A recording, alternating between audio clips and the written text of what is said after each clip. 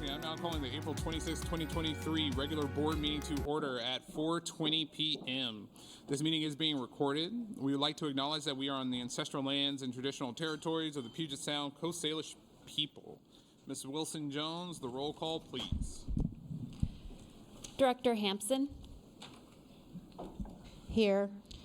Director Harris is not yet here. Vice President Rankin is not able to join today. Director Rivera-Smith. Present. Director Sarju. Present. Director Song-Moritz. Present. President Hersey. Present. Director Kronbrun. Present.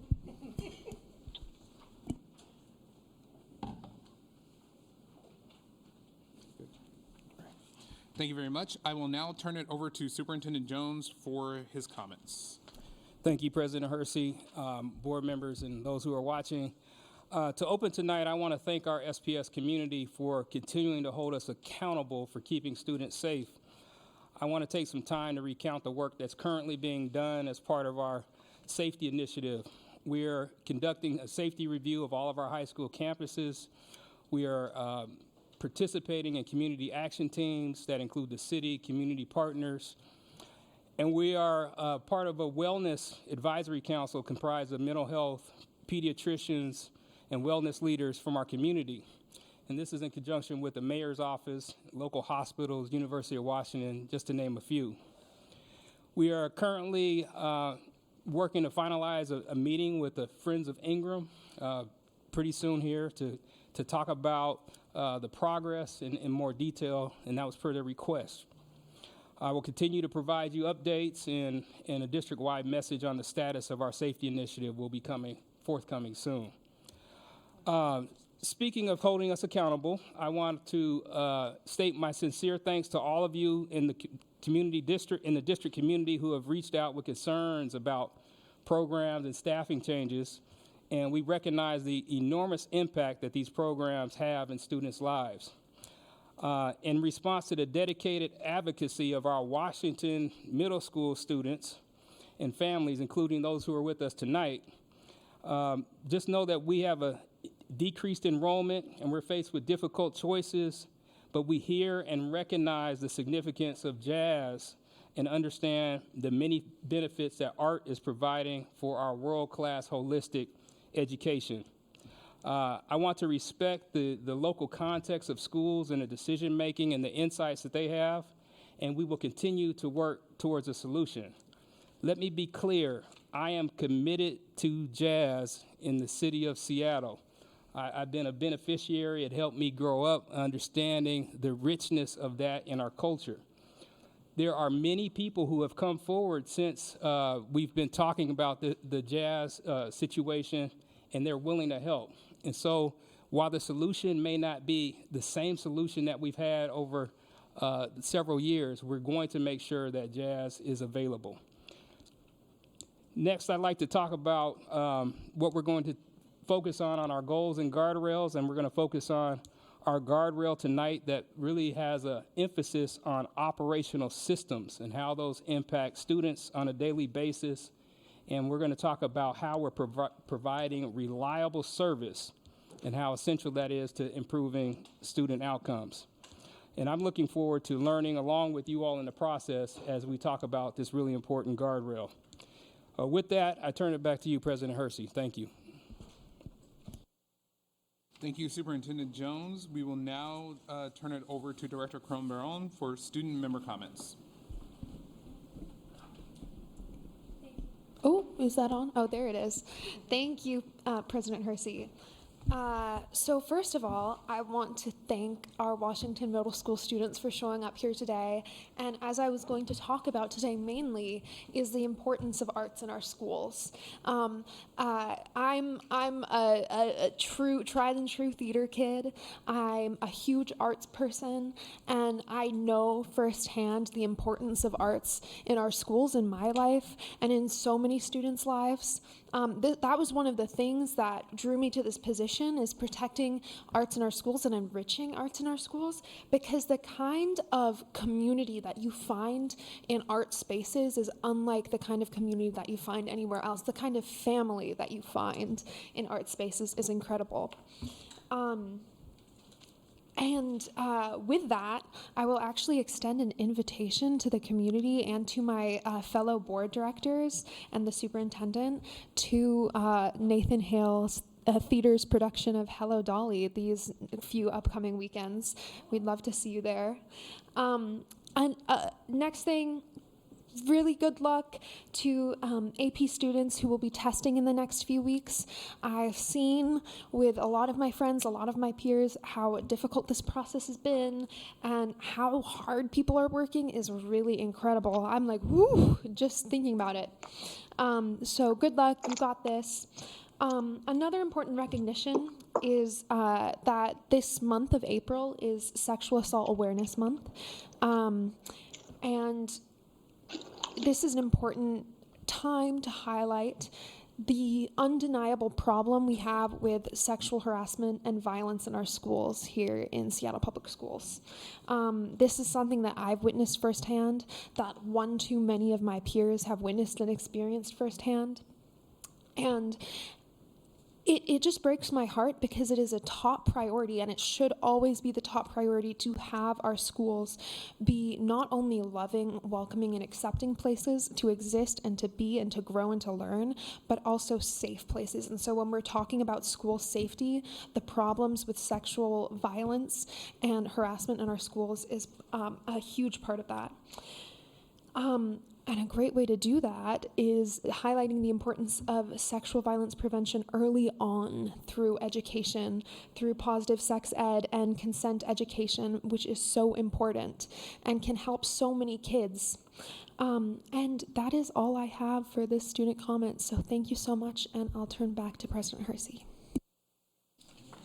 Thank you, Director Palmeron. Okay, we have now come to the board comments section of today's agenda. For today's meeting, we have a full testimony list, and we'll then move into the consent agenda and the action items related to planning for next year's budget. We will conclude with progress monitoring on Guardrail 2, which supports reliable operational systems. Last week, the board held 2 work sessions. The first related to planning for our next Building Excellence, or BEX, capital levy. The board will be establishing guiding principles to support the development of that levy package, and I will come back to the directors with ideas on how we can move this work forward. We also had a work session about our committee structure. Our temporary policy waivers expire on July the 31st.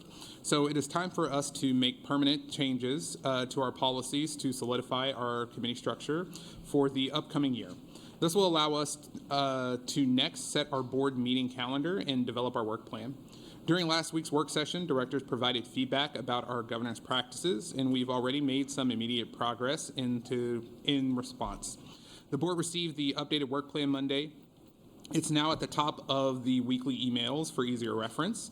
And starting this week, our full committee materials were also made available directly on our committee webpage for easier reference by directors and the public.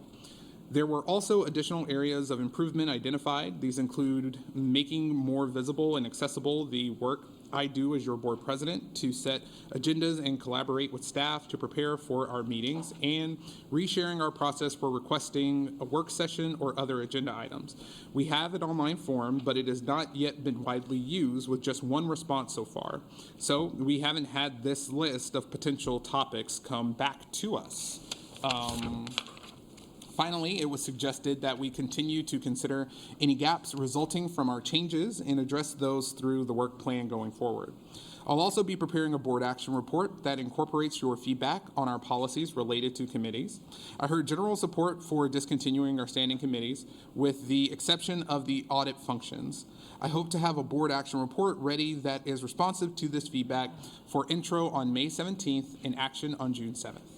We'll now move into committee and liaison reports, and I'll open it up with today's ad hoc community engagement committee meeting.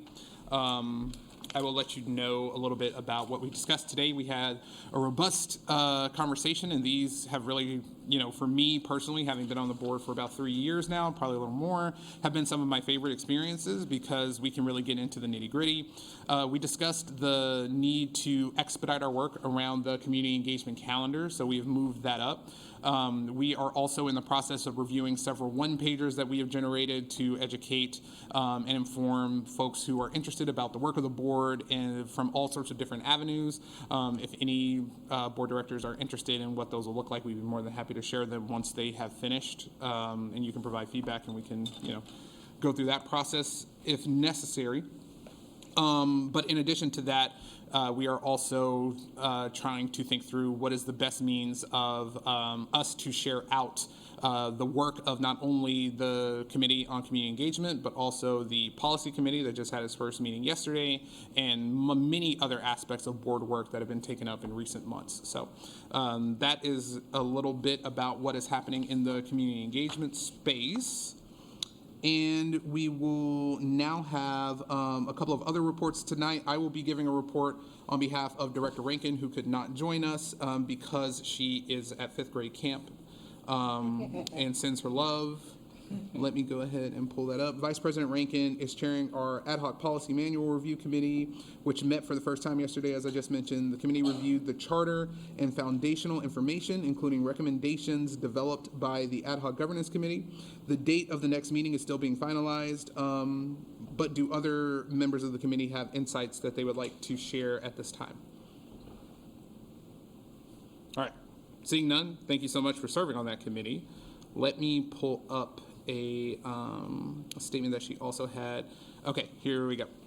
And so this is the legislative report. As many of you know, Director Rankin serves as our legislative liaison. And so legislative session 2023 has ended, and we are grateful for the advocacy and partnership of our legislators and community and support of Seattle students and families. Yes, that is definitely worth applauding. I especially want to note the importance of the level of communication and collaboration between SPS staff, the superintendent, and the SPS legislative team. The session was challenging, but our teamwork was strong and noticed and appreciated by legislators. So thank you to our team. Students in SPS and districts across Washington will benefit from the much needed increase in special education funding via adjustments to the multiplier and raising the funding cap. And we have a strong collaboration coming out of this session to continue work toward a complete removal of the arbitrary cap and continued increase in investment to meet the promise of fully funding access to basic education for students with disabilities. Thank you to everyone who added their voice to elevate this issue. From the state capital budget, our legislators secured over $12.7 million for projects that will increase the Skills Center access and offerings to students, making a difference in their and our lives in Seattle. Please join us next week for our budget work session to learn more about the specific funding numbers from the state budget that will impact Seattle Public Schools and next school year's budget. So that, again, is coming from Director Rankin, who serves as our legislative liaison. Are there any additional liaison reports? And just keep in mind, I will call for opportunities for community engagement after the liaison reports. So are there, at this time, any additional liaison reports from directors? Director Hampson. Okay, so Friday was a big day for me as our tribal liaison. We had our first of 3 convenings of school directors and tribal leaders, which is developed by the Washington School Directors Association and the Office of Public Instruction around new laws that require tribal consultation at the school board director level and require trainings on government-to-government relationships for principals throughout the state, as well as the superintendent, those are in 2 separate laws. But HB 1332, HB 1426, those are 2 that you can reference. And it was a really immensely productive day, tremendous participation. It was at the Swinomish, on Swinomish lands. And the focus was on the partnerships among districts and tribes and other entities such as WASDA and OSPI. The biggest piece of revelation was specific to our historic undercounting of Native students in this country, and specifically in school districts. And you've all heard me talk about it many, many times over many years. Seattle Public Schools is no exception. There's some very genius folks representing both different school districts on the Yakima Reservation, as well as from the Yakima Nation, Elise Washines and Ken Olden, who, following on the leadership of current Suquamish Chairman Leonard Forsman, have dug in deep to the data. They went to school, found out how to do math, and came back and said, okay, you will erase us no longer. And here's how to, spoke to me in a language that, because I'm not a data person within a large institution, we're able to present to tribal leaders and to school board directors, right? That's who's the focus of these meetings. This is how you can hold each other accountable to not continuing to erase Native students. And the wonderful thing about that is it's not actually just about Native students. It's a way of digging into the data to really pull out and make sure that each student is counted for their particular identity or identifier. And one of the things that's always critical to point out and that gets lost in a lot of the DEI, otherwise known as diversity, equity, and inclusion work that gets done, is that Native people, we have a citizenship that is different than any other peoples in the United States. So we're citizens of of the state, of the nation, but also of our tribes, and have therefore a very unique relationship with this country and with our communities and with its institutions.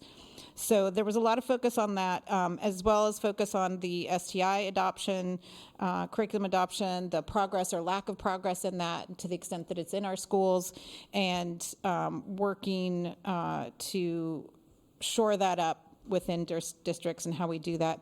There are two more of these meetings. I could go on and talk about this in great detail. There are two more of these meetings coming up. I've sent all directors the information. You can attend virtually, so you don't have to go in person. They're on the 4th of May and share with your fellow directors. 4th of May in Spokane, and then the 18th of May in Toppenish. I highly recommend it. And in any case, you're going to be required to do a training by the end of 2023 anyway, I think by August. And that's those are coming up. The first trainings will be happening soon. This is a really excellent opportunity to be there in partnership with tribes, as opposed to just sort of having a one-off training by yourself. So I really encourage fellow directors to take the time to do it. And I'm happy to resend that information. And there was one of the Suquamish Tribal Council members that Superintendent Jones and Director Rivera Smith and I met with was there. So we were all hearing the same information, and that helps us understand how we can move forward in our memorandum of understanding, our data sharing agreements, and in our tribal consultation policy, which again I'm hoping will be the model policy. And and one phenomenal factor that, or little tidbit that amongst many others that Elise Washines shared, that just goes to the notion of how important it is to allow kids to show up in their own cultural space. She mentioned, being the data geek and math fiend that she is, how much it would mean for people to understand that in the Yakima language, I'm going to see if I can say it right. I think it's Inishkin. There are two different ways of saying. Somebody said it correctly, or somebody talking over there? No, just in case somebody was correcting me. There are two different ways of counting. You count and use one set of words if you're counting things that are alive, that have a soul, and you use a different set of words if you're counting things that are dead. And I think that don't have a soul. That adds a whole different dimension to math that we get a lot of pushback about some of the the identity work, but when you think about the ways in which that can draw Native students, in that case, Yakima Nation members, into a conversation about math and getting involved in math, it's incredibly powerful. And all of our communities and all of our families and all of our histories, we have those connections. And so it was a really good grounding in what the meaningfulness of that to the first people of this place. So as I said at our work session, still working to try to put into some operational practices as our tribes and the people at WASDA and OSPI, so that it's not just about this statement here, that we're on the lands of the Coast Salish people, but that we're actually honoring the history and learning from it. So thank you, President Hersey. Thank you, Director Hampson. Do we have any other liaison reports for this evening? Okay. Do we have any board engagement that we need to discuss that is coming up? Director Harris.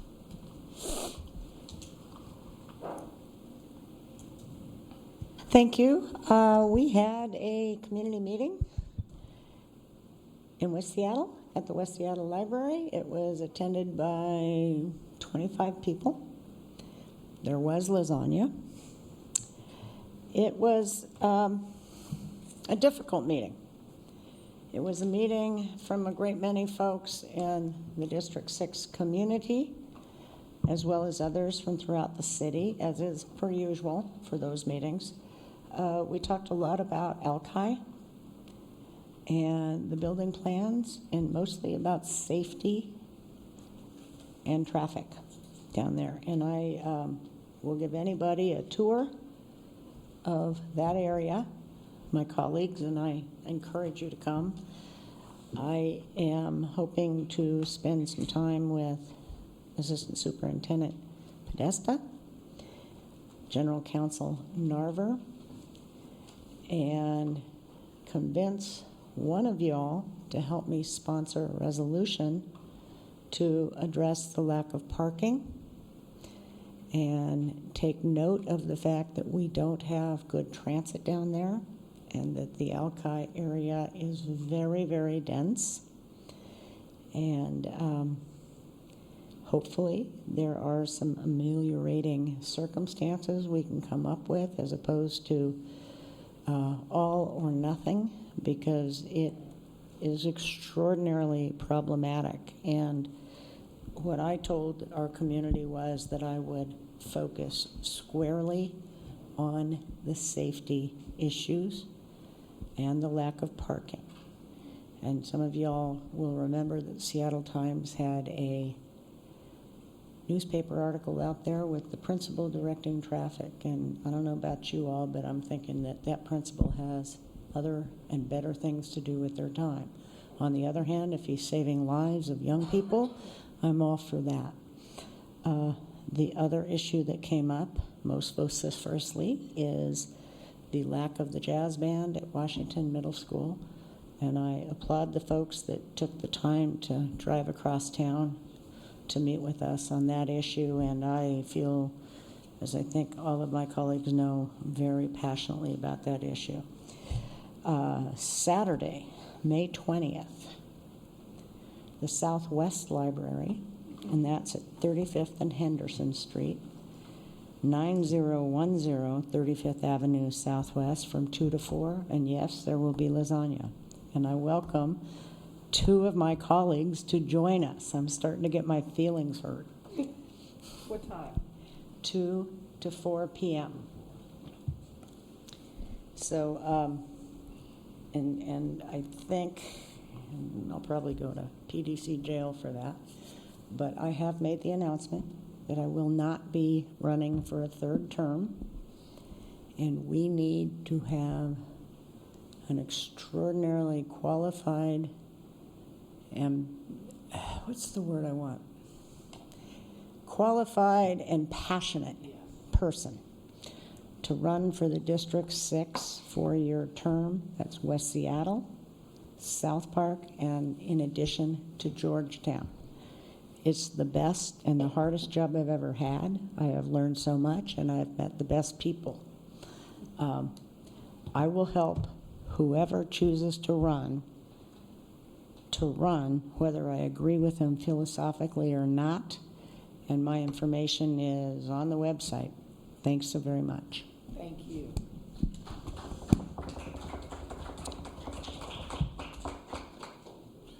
Thank you, Director Harris.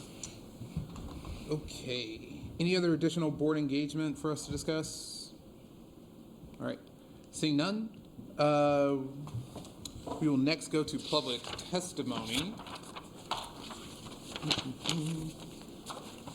We will be taking public testimony by phone and in person as stated on the agenda. Board Procedure 1430 BP provides the rules for testimony, and I ask that speakers are respectful of these rules. I will summarize some important parts of this procedure. First, testimony will be taken today from those individuals called from our public testimony list, and if applicable, the waiting list, which are included on today's agenda posting on the school board website. Only those who are called by name should unmute their phones or step forward to the podium, and only one person should speak at a time. Speakers from the list may cede their time to another person when the listed speaker's name is called. The total amount of time allowed will not exceed 2 minutes. For the combined number of speakers, time will not be restarted after the new speaker begins, and the new speaker will not be called again later if they are on the testimony list or waiting list. Those who do not wish to have their time ceded to them may decline and retain their place on the testimony or wait list. The majority of the speaker's time should be spent on the topic they have indicated they wish to speak about, and the board expects the same standard of civility for those participating in public comment as the board expects of itself. As board president, I have the right and will interrupt any speaker who fails to observe the standard of civility required by the board procedure 1430 BP. A speaker who refuses or fails to comply with these guidelines or who otherwise substantially disrupts the orderly operation of this meeting may be asked to leave the meeting. Ms. Koo will read off the testimony speakers. Thank you, President Hersey. A logistical note, speakers joining us via phone, please remain muted until your name is called to provide testimony. When your name is called, please be sure you have unmuted on the device you are calling from, and also press *6 to unmute yourself on the conference call line. Each speaker will have a 2-minute speaking time.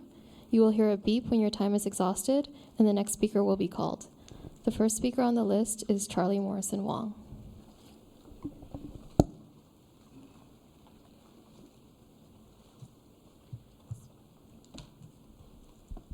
Hi, I'm Charlie Morrison Wong, and I'm a 6th grader at Washington Middle School. I have been playing the violin for 3 years. Let's be honest, school is hard. It causes anxiety and stress in a lot of kids, myself included. But after a hard test in math, I know that I can pick up my instrument and lose myself in the music. Even yesterday, when I was stressed about a concert, as soon as the music started, my nerves melted away.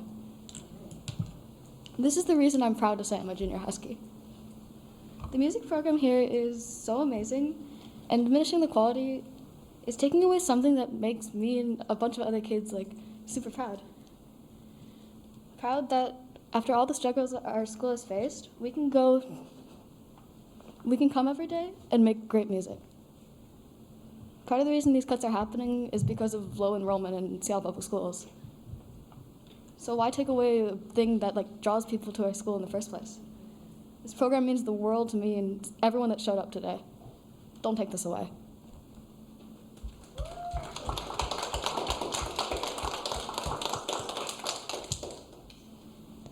The next speaker is Gianni Maisano Torres.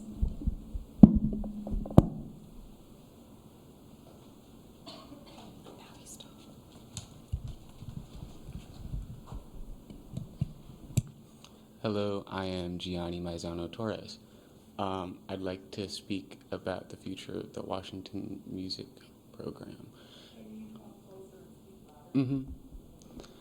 I play trombone at the jazz at Garfield High School, and actually, I just wanted to take a second to acknowledge how incredible it is having all of these kids from Washington here supporting the music program. I just thought that was really cool.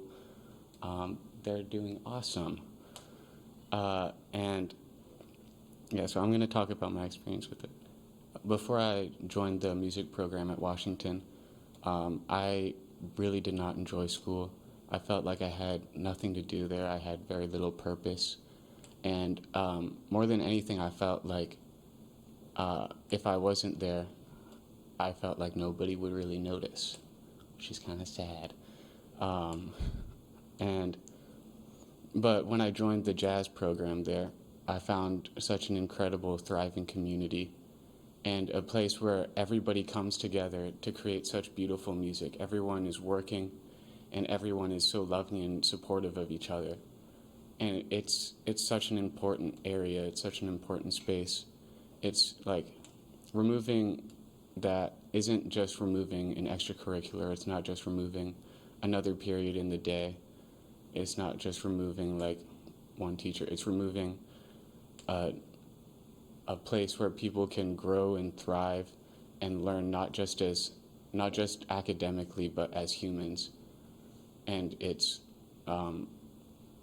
why I and so many others are who we are today. It's incredible.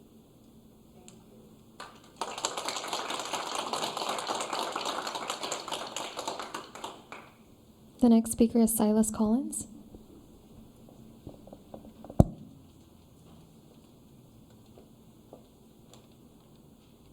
Hi, I'm a 10th grader at Garfield and I play tenor sax in the jazz band. My time in the Washington Middle School music program shaped who I am today. It taught me dedication and teamwork skills that stretch far beyond the music room.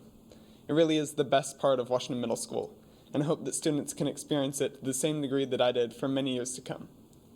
You might think you're making this cut to one program in one school, but you're not.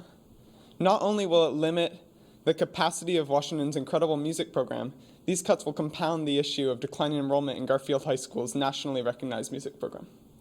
There are tons of kids like me who really want to play music who will lose the opportunity to do so. This drastic cut does not solve a problem, it creates one. Thank you.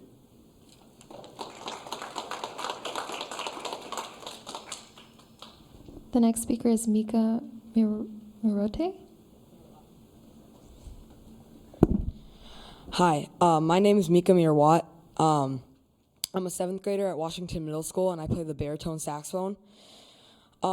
As a mixed person, going to Washington Middle School, I find it very difficult to find where I belong and like where I fit in.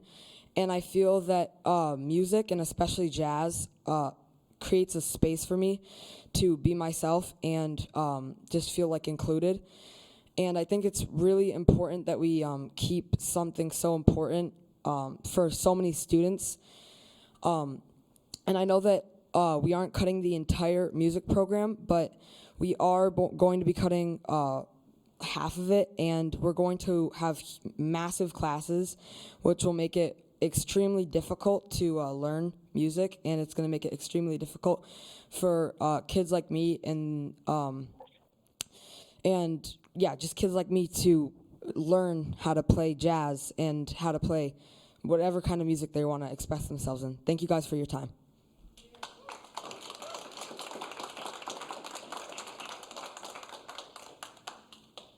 The next speaker is Vivian Thomas Kennedy. Hi, my name is Vivian. I am a 6th grader at Washington Middle School. I have come here today to talk about the Washington Middle School music program. Yesterday I got to go to the concert at the Quincy Jones Performing Arts Center.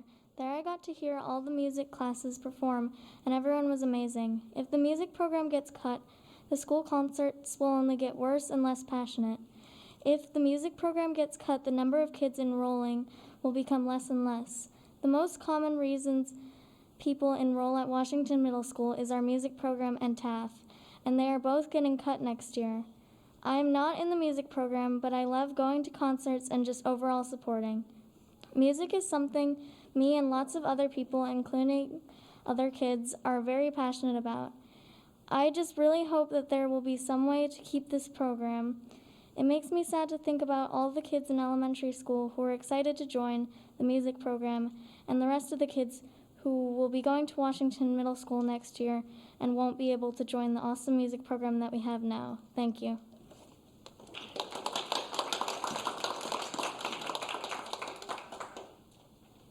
The next speaker is Veronica Briggs. I would like to cede my time to M.A. Stevens.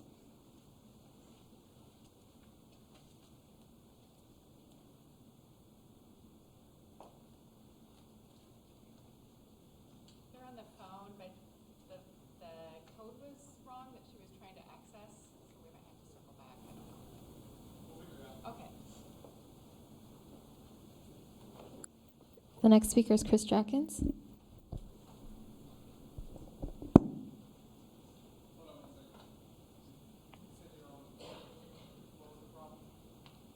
I think it was just the code that she was using was incorrect or something, so I'm just trying to get her the right one. Oh, okay. So we may have to circle back. Not a problem. Thank you.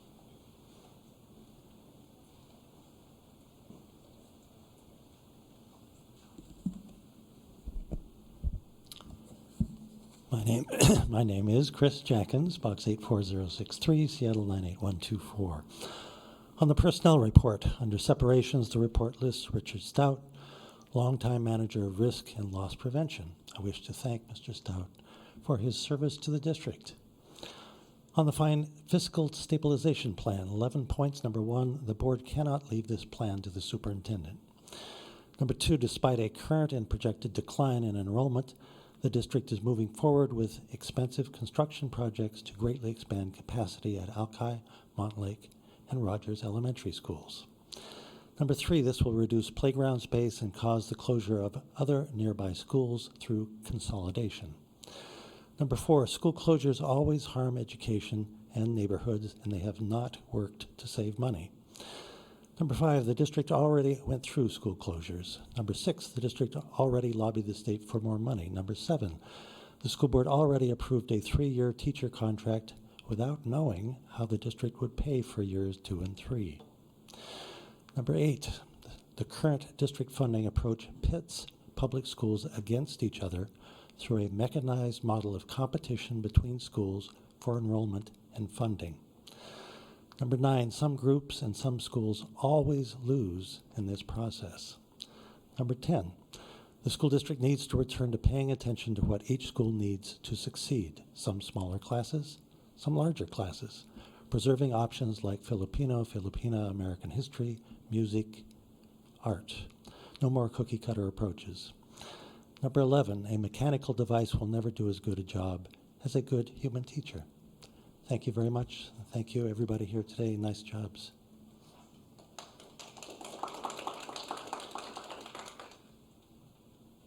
The next speaker is Carla Holmes.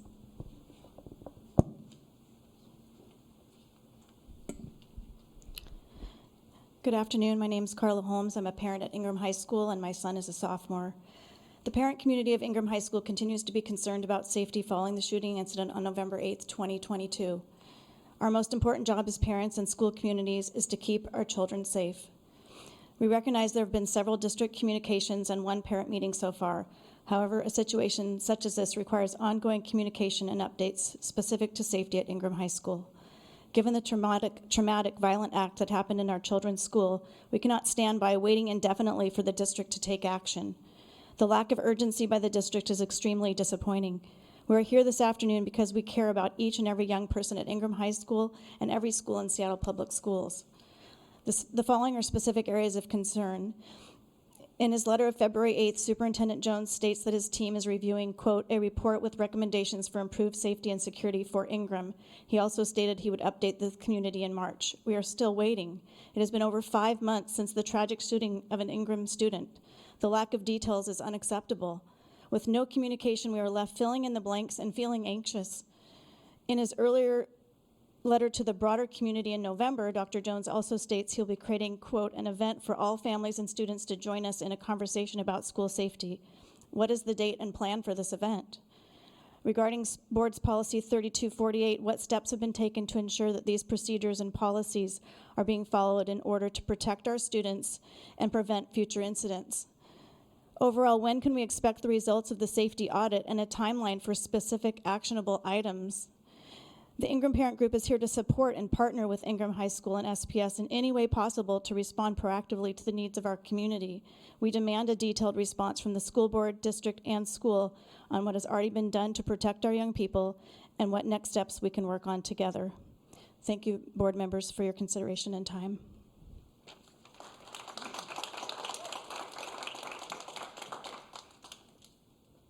The next speaker is Greg Rudolph.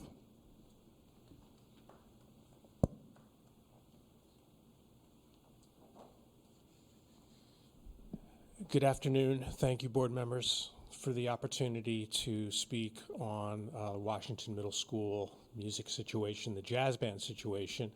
I'm a passionate father to a jazz band participant. My son, Ness Rudolph, is in 6th grade. He's right over there.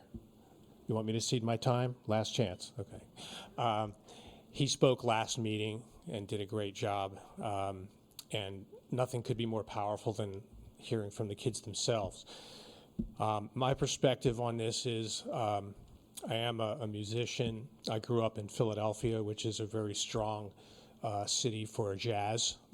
Produced John Coltrane, Lee Morgan, Philly Joe Jones. Go back and look. And I grew up having to study on the outside of school because we didn't have the kind of program that this local program has. And imagine how excited I was when my son showed an interest in music. He chose saxophone, and he gets to go to school every day and play saxophone. And his playing has just gone through the roof this year, and he's so passionate about it.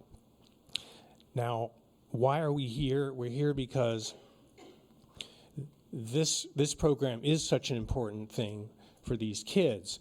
And it's not just because it makes them better musicians. It also makes them better citizens of their school. It makes them better team members and better leaders. They get to see the connection between practicing something and becoming skilled at it, which is an amazing thing to learn. It gives them a chance to be more confident and more creative. Does the tradition of this program matter? We, the community, think it does, and we think it really ought to be something that we work hard to keep and we don't dismantle. We thank you very much, and we know we all want what's best for the kids. Thank you.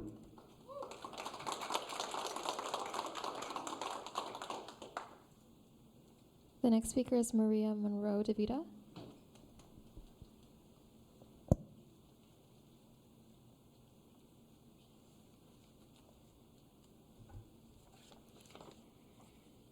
Hello, my name is Maria Monroe DeVita, and I come here today as a mental health provider and a professor in the UW Psychiatry Department, and as a mom of 2 kids who love and cherish music. As a white, cisgender, heterosexual female, I also recognize my privilege in these discussions. I know I don't have to tell all of you about the youth mental health crisis, but I'd like to remind you of what's at stake with cuts to the WMS music program. Youth reports of persistent sadness and hopelessness and suicidal thoughts and behaviors increased by 40% in the 10 years leading up to the pandemic. Then, COVID blew those numbers out of the water, especially among youth with disabilities, BIPOC and LGBTQ youth, and those from other marginalized communities. Weekly ED visits for suspected suicide attempts were nearly 40% higher in winter 2021 than in the year before. Almost half of LGBTQ youth report that they have considered suicide. Social isolation, lack of access to the things that make kids happy and provide an outlet, and the lack of in-person learning have contributed to many of these issues. And that's on top of pressures related to the social media, worries about climate change, and for so many kids, the direct impact of living in a country with daily racial injustices, rising anti-Asian and anti-Semitic hate crimes, and laws that try to erase the very existence of being a queer or trans kid. As a mom, I've witnessed firsthand some of these mental health challenges with my own 2 kids. There have been days they have felt paralyzed with anxiety and panic, months of feeling too anxious to go to school. We've practiced breathing exercises in the park when it was too overwhelming to attend that one event with too many people. We've been on multiple wait lists to get help. But you know what helped them? Music, something they are passionate about, that lightens their hearts, that helps them to grow, to feel like they're successful, and that helps them to find their people. WMS Band has been all that and more. It has transformed my oldest into a happy, less anxious kid to greet each school day, often having to drag them out of the basement after hours of practicing their instrument, completely inspired by the new song selected that day or compelled to transcribe just one more Nirvana song. Cuts to WMS feel like complete gutting of our community on top of removing the TAF program. Please don't remove the heart and soul of our school. Thank you very much for listening to me.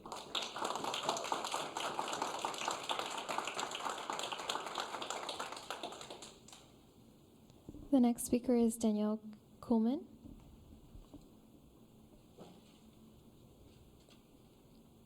Danielle Kuhlman.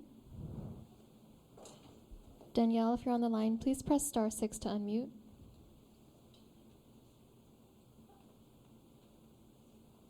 The next speaker on the list is Francis Francia. Can you hear me? Yes, we can hear you. Go ahead. Hello, board members. My name is Francis Francia, and I'm a proud product of Seattle Public Schools from K through 12, a 2002 graduate of Garfield High School. I attended Washington Middle School from 1996 to 98, and I implore you to reconsider extinguishing the legacy of this music program. I'm not a professional musician. I played the alto and baritone sax under the instruction of Mr. Robert Natt and Mr. Clarence Acox. However, the skills that I gained in concert and jazz band are skills that I use every day. I learned the value of practice, dedication, and teamwork. Being in band taught me diligence, how to be a productive team member, and how to execute with excellence. Our jazz band won the festival award at Lionel Hampton in '98. We performed in front of thousands. Today, I'm able to speak and perform in front of any audience because I had to get over stage fright and nerves by the age of 13. Our concert band was one of 2 bands invited to DC to represent the state of Washington for the 150th anniversary of the Washington Monument. We performed on the steps of the Capitol and on the White House lawn. Imagine the sense of achievement, pride, and responsibility that a bunch of 12 to 14-year-olds felt to represent our state on a national stage in our nation's capital. Please do not eliminate the possibility of our youth having opportunities like these in the future. This decision does not only affect current students and families of WMS. Mr. Darren Fall is the director of the award-winning band at Malik Terrace, and he was also our student teacher at Washington. My son is 3 years old and has already benefited from WeBop at Seattle Jazz Ed, which was founded by Washington and Garfield music families and taught by Miss Kelly Klingon, former Washington band director. You are risking an end to a legacy that jazz legends began, Mr. Natt continued, and each of us has carried on for the rest of our lives. Please do not deprive our future students and global community members of the fruits of this legacy. Thank you.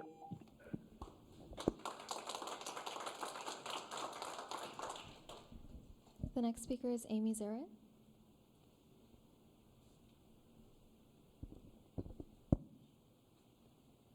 Hi, I would like to cede my time to Evan Kuhlman.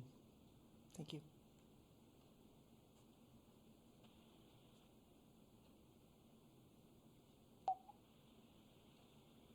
Hello, can you hear me? Yes, we can hear you. Go ahead.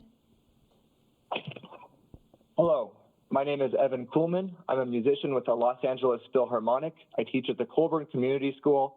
I hold 2 degrees from the Juilliard School, and I'm a 2-time Grammy winner. I grew up studying in the music programs of Washington Middle School and Garfield High School, where I benefited from the work of legendary educators like Bob Natt, Megan Cleary, Clarence Acox, and Marcus Tsutakawa, to name a few. I was a participant in the band, the orchestra. I sang in some of the choirs, but also I played piano in the jazz bands and jazz choirs. the needs of the many different students served by these diverse musical ensembles requires at least 2 full-time instructors. To cut any of these positions would severely limit the experiences of your students. Although some of my other classes had diverse class lists, my music classes were the ones where I really made lasting friendships with students who didn't necessarily look like me or come from my neighborhood. And I didn't just learn music, I learned responsibility, self-expression, confidence, and teamwork, like my former classmate, Francis Francia, just said. Large musical ensembles empower their members to bring individual perspectives. We bring our individual knowledge, our dedication, and our own specific skills to rehearsal. We each have our own part to play. We bring our own instrument, but we combine them in service of a shared mission to create something that's bigger and better than even the sum of our parts. So I ask that you preserve these programs as they are, and if at all possible, strengthen them. I know it's a tricky time. I know things are difficult, but this is not something that you can afford to sacrifice. Thank you for your consideration.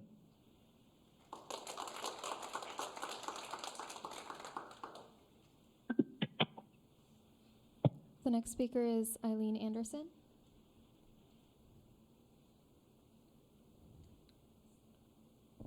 Eileen, if you're on the line, please press *6 to unmute.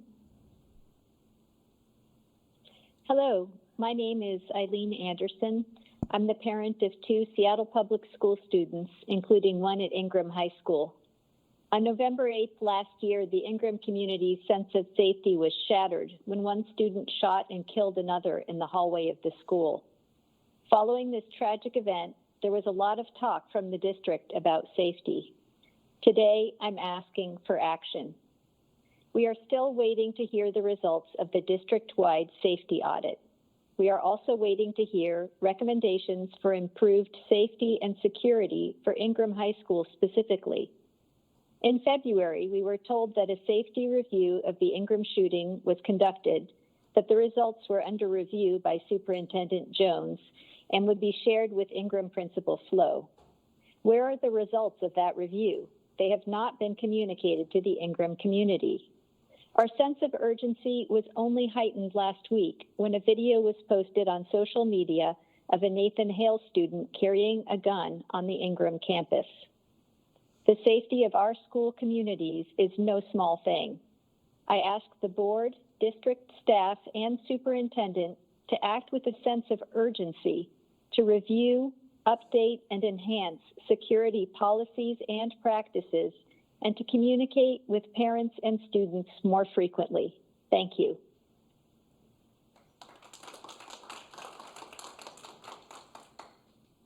The next speaker is John Maisano Torres.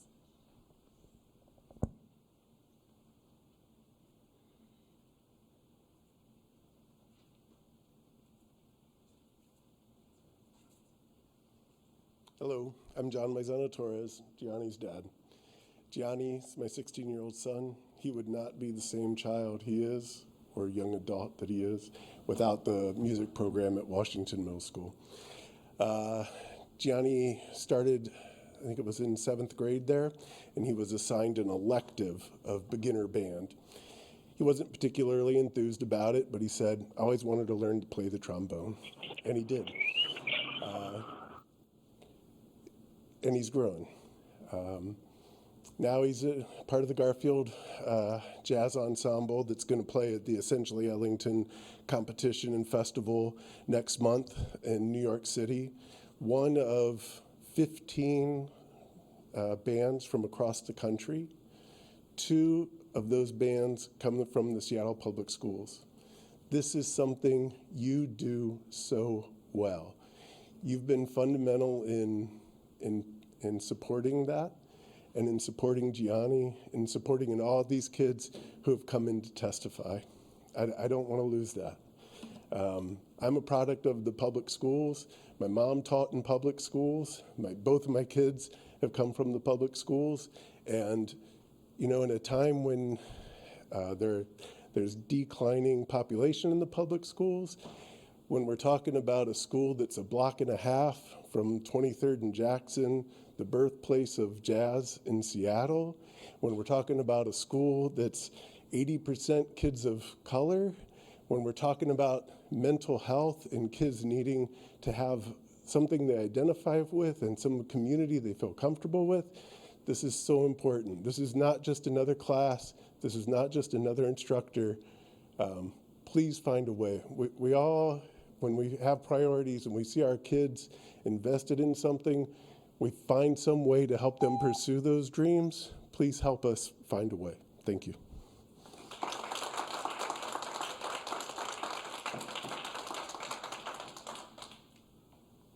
The next speaker is Grace Schlitt.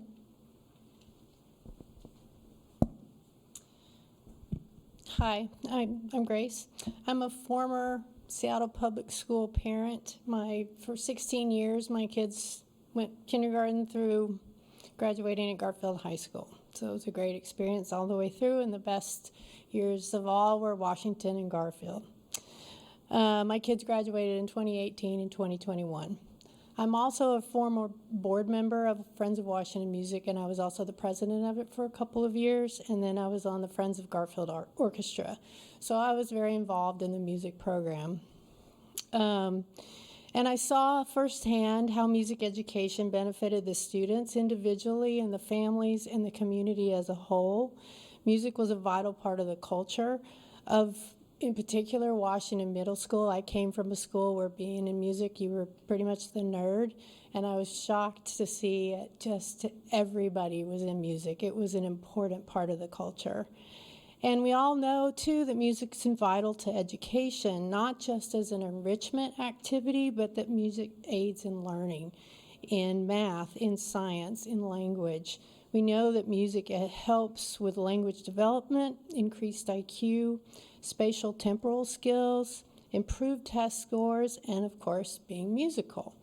So we need more music education, not less.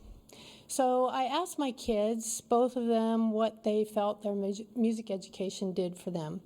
My daughter, who's a competitive swimmer at Whitman, said that the only other activity besides swimming taught her playing an instrument taught me that consistency and practice allows you the opportunity to do something you didn't think you could accomplish. And my son, who graduated last year from Cal Poly with honors in physics and math, said, and I'll read what he wrote to me, "Music is a huge part of my life. At Washington, I was in fiddlers and orchestra, and I learned so much that I couldn't be taught in a typical classroom. The idea that you get out of something what you put into it is a valuable lesson that was first impressed upon me and best understood through my music classes. The idea of collaboration and doing one's job while trusting everyone else will do theirs to create something together was another thing I learned through my musical career. As someone who does not consistently play music anymore, who did not end up in a musical career, music is still vital to my upbringing and academic success." Thank you.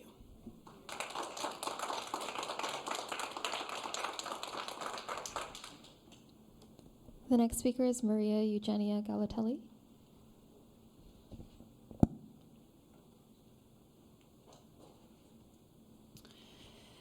I'm the parent of an Ingram freshman student, and let me first say that this is not how anyone's first year of high school should be like.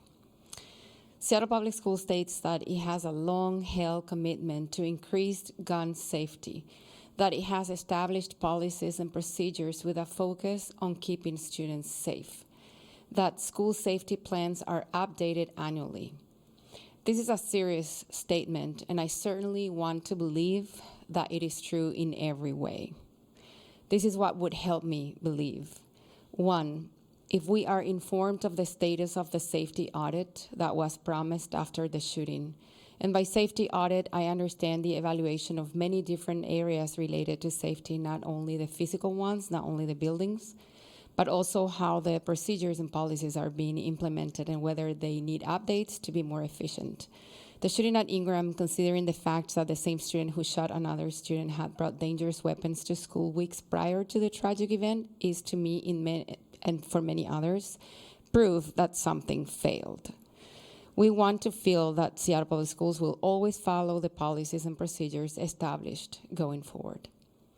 2, if communication is direct, timely, and transparent, parents deserve to stay informed about what happens in our schools, good or bad.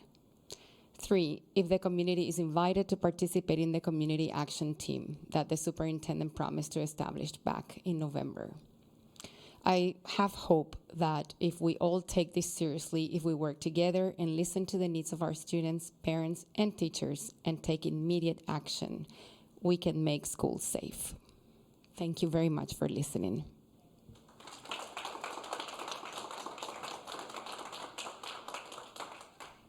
The next speaker is Chris Arms.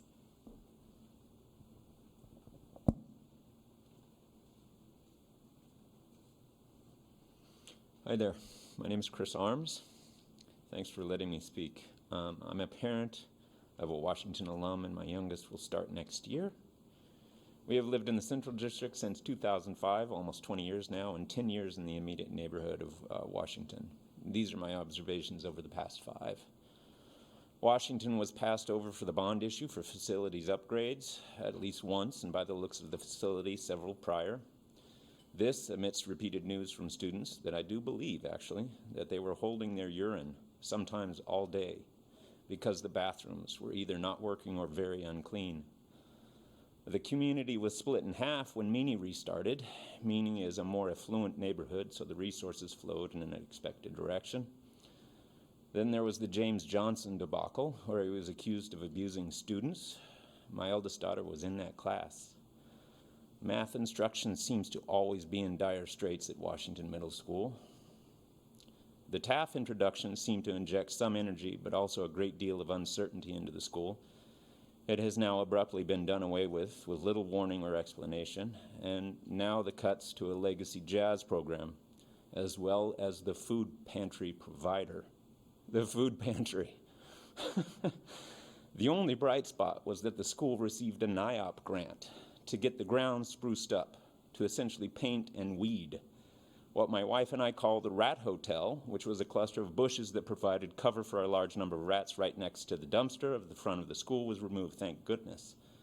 This was almost solely advocated for and secured by my wife. But for this one bright spot, it is all cuts and crisis. All of this is done without any transparency or explanation from SPS or the administration. Parents have to work so hard at this school advocating for their children, finding math tutors, private music lessons, NIOP grants, hosting promotions off school grounds because admin would not allow. And this in the historically black neighborhood of Seattle. All the while SPS is touting equity. That is a huge disconnect for me and I'm sure for many others. This all taking place in Seattle, which just overtook Boston as the second richest city in America. This recent cut just saddens me deeply. Jazz band was the one single bright spot, and no, it will not be covered by only one teacher. It continues to a long trend of cuts by SPS that tragically seems like it was done here simply because it can. Every time. Thank you.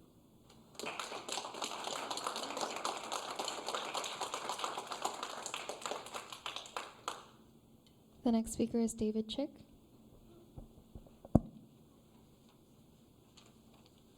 I'd like to cede my time to M.A. Stevens, who was trying to connect earlier.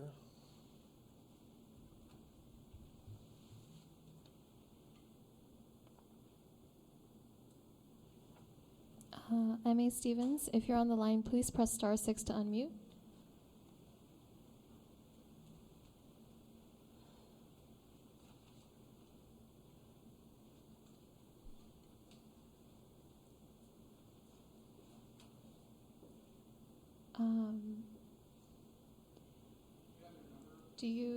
Can we?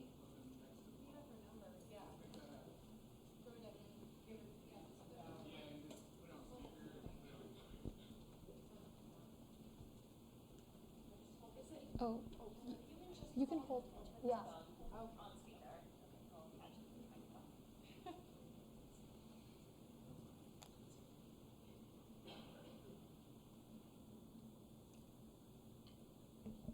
Hi, I think you're having trouble getting on. Are you okay with me holding up the phone? And you can just, okay. Okay, all right, you bet. Okay. Hi. Great. Okay. Hi, my name is Emma Stevens. I went to Washington Middle School and I currently go to Garfield High School. And I would like to bring up a very important point that music is a safe space for a lot of children, including myself. And that means it is a safe space for children of color, children who are part of the queer community, children who are a part of neither. And I think that's very important.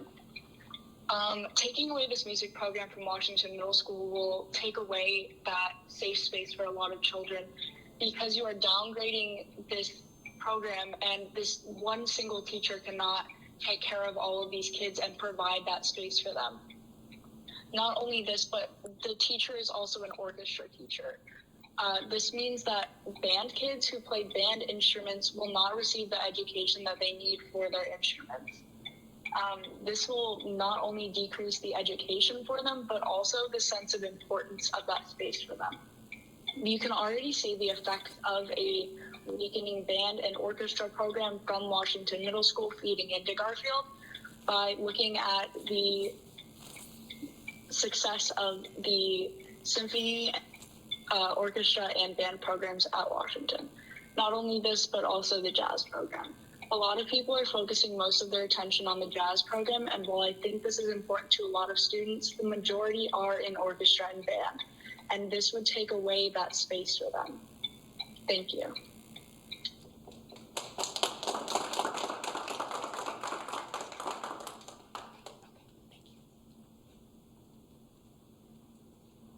Next speaker is Shay Bloomer Miro. I'd like to ask if Christy DeVader is present or online. My intention is to cede the majority of my time to her because I think we've heard a lot from Washington. I want to thank all of the directors because frankly this is a really hard job and I just recognize that. I also want to respectfully say this is clearly not about jazz.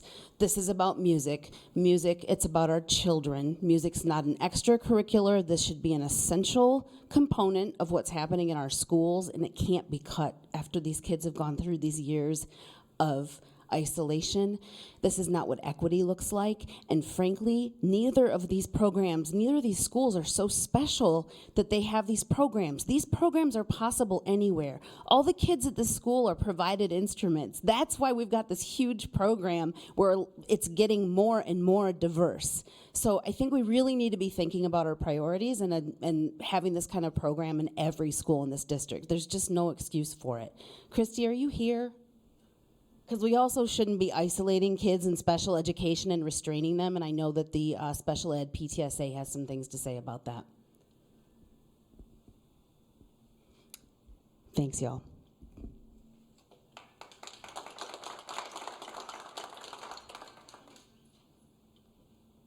Christy, if you're on the line, please press *6 to unmute. I am, yes. Okay. Thanks, Shay, for giving me the opportunity to testify, and thanks to the school board directors and Superintendent Jones for listening. My name is Christy DeVader, and I'm testifying as a member of the Seattle Special Education PTSA. As you may know, the U.S. Department of Justice entered into a settlement agreement with Spokane Public Schools last week to address that district's use of restraints and isolation practices that, according to DOJ findings, effectively discriminated against students on the basis of disability by denying them equal opportunity to participate in or benefit from the district's education program. This despite all of the work Spokane has done to ban isolation and reduce restraints in their district, and it was just the latest in a series of DOJ rulings around the country. Seattle Public Schools, through the work of this school board and this superintendent, has taken some bold steps to address the practices of restraint and isolation in our schools, and we are grateful for your leadership. But there's so much work left to do, so much training and systems improvements that are needed to make the vision of these changes into a reality in our schools. And to that end, the Seattle Special Education PTSA drafted a position statement on restraint and isolation in Seattle Public Schools. It's a deep dive into the policy and procedure with analysis and information from our organization that highlights some of the challenges to implementation and recommended steps to overcome those challenges. I'm the primary author of the statement, but it was part of a group effort with input from local and statewide disability rights groups and families. We hope you will make time to partner with us to discuss the statement, our concerns, and our recommendations. We hear you when you say you are committed to family and community engagement, and we know that we're all working toward the same goals, ensuring the safety and mental well-being of students and staff, while at the same time addressing disproportionality in discipline and disparate educational outcomes for minoritized groups, students of color and students with disabilities being those most affected. Thanks so much for your time.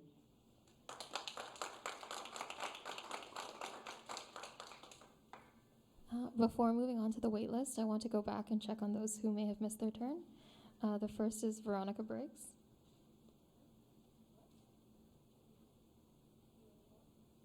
No? Okay. The second is Danielle Kuhlman. Yes, I am here, if you can hear me. Yeah, go ahead.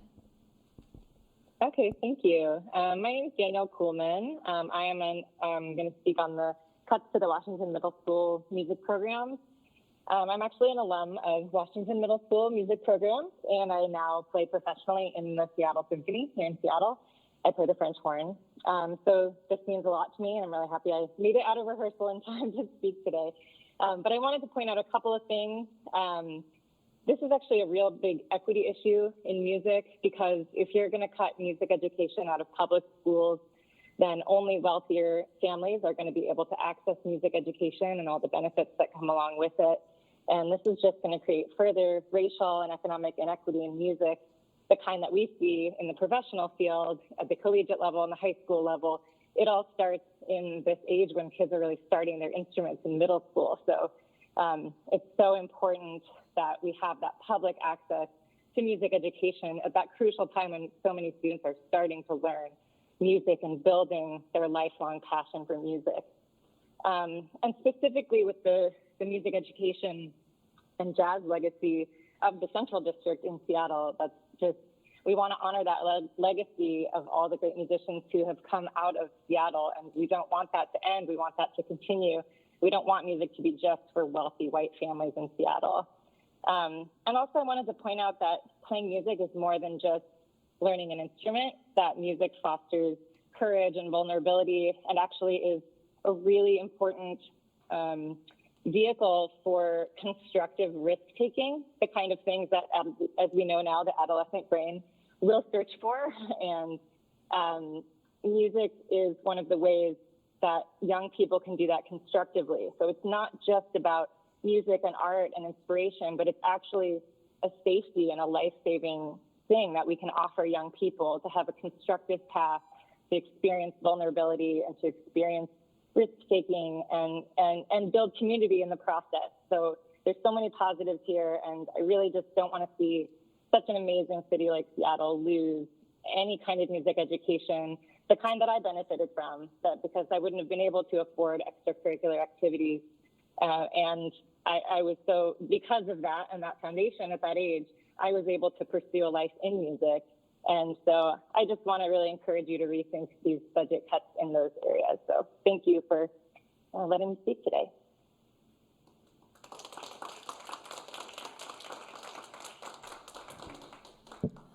That was our final speaker. This concludes today's testimony. Thank you very much, and thank you to everybody who took the time to come out and speak to us tonight. Directors, how are y'all feeling? Y'all need a break? Yeah. Can we keep? Yes. Got you. No, I just was quick. No, I get you. Ellie to get me some water. Oh, okay. Cool. Let's take a 10-minute recess. Please be back here promptly at 6:03. Or, no, 5:43. My bad. 5:43.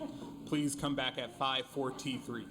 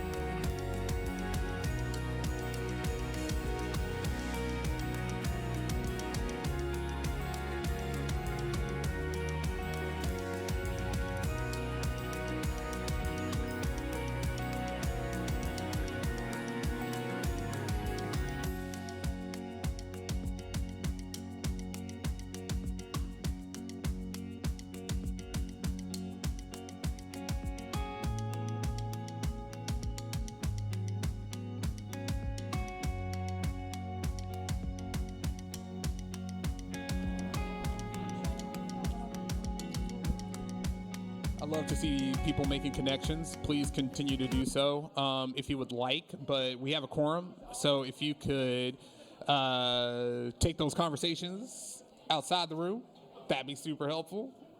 You don't have to go home, but you cannot stay in this particular room and chat.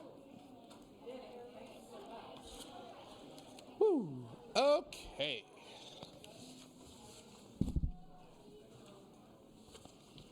Are you about to make some motions? Am I about to make some motions? Yeah, in a little bit here. All right, we have now reached the consent portion of today's agenda. May I have a motion for the consent agenda? I move approval of the consent agenda. Second. Approval of the consent agenda has been moved by Director Sardu and seconded by Director Rivera-Smith.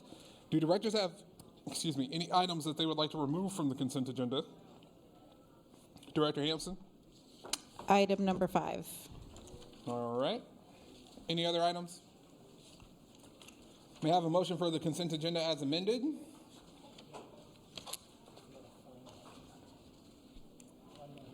Take your time. I move approval of the consent agenda as amended.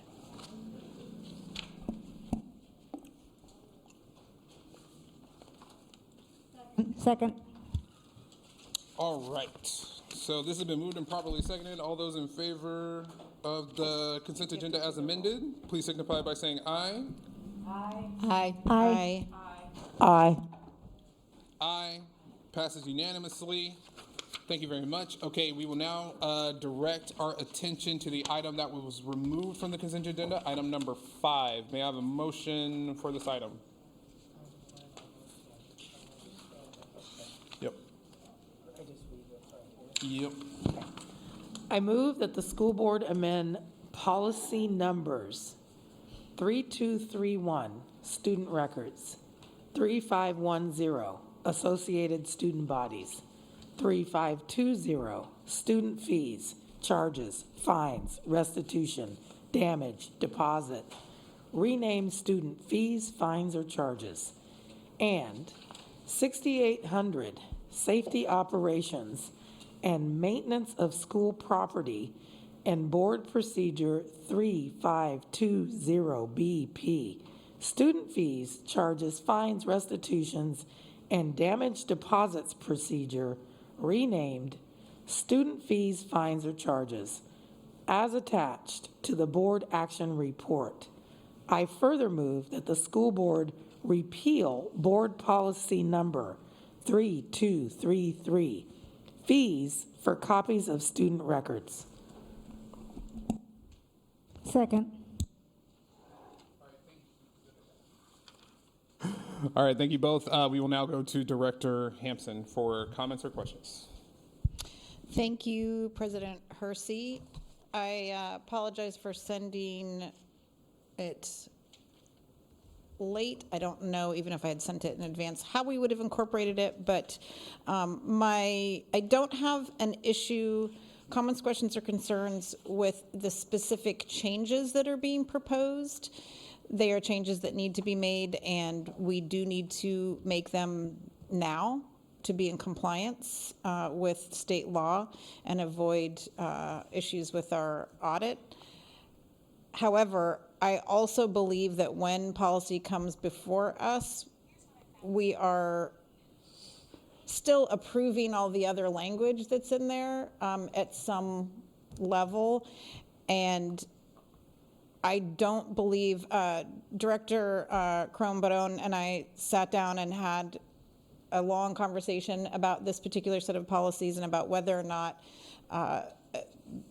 in particular, policy 3520 and 3510 are consistent with our vision and values, with our goals and guardrails, with our strategic plan, and I do not believe that they are.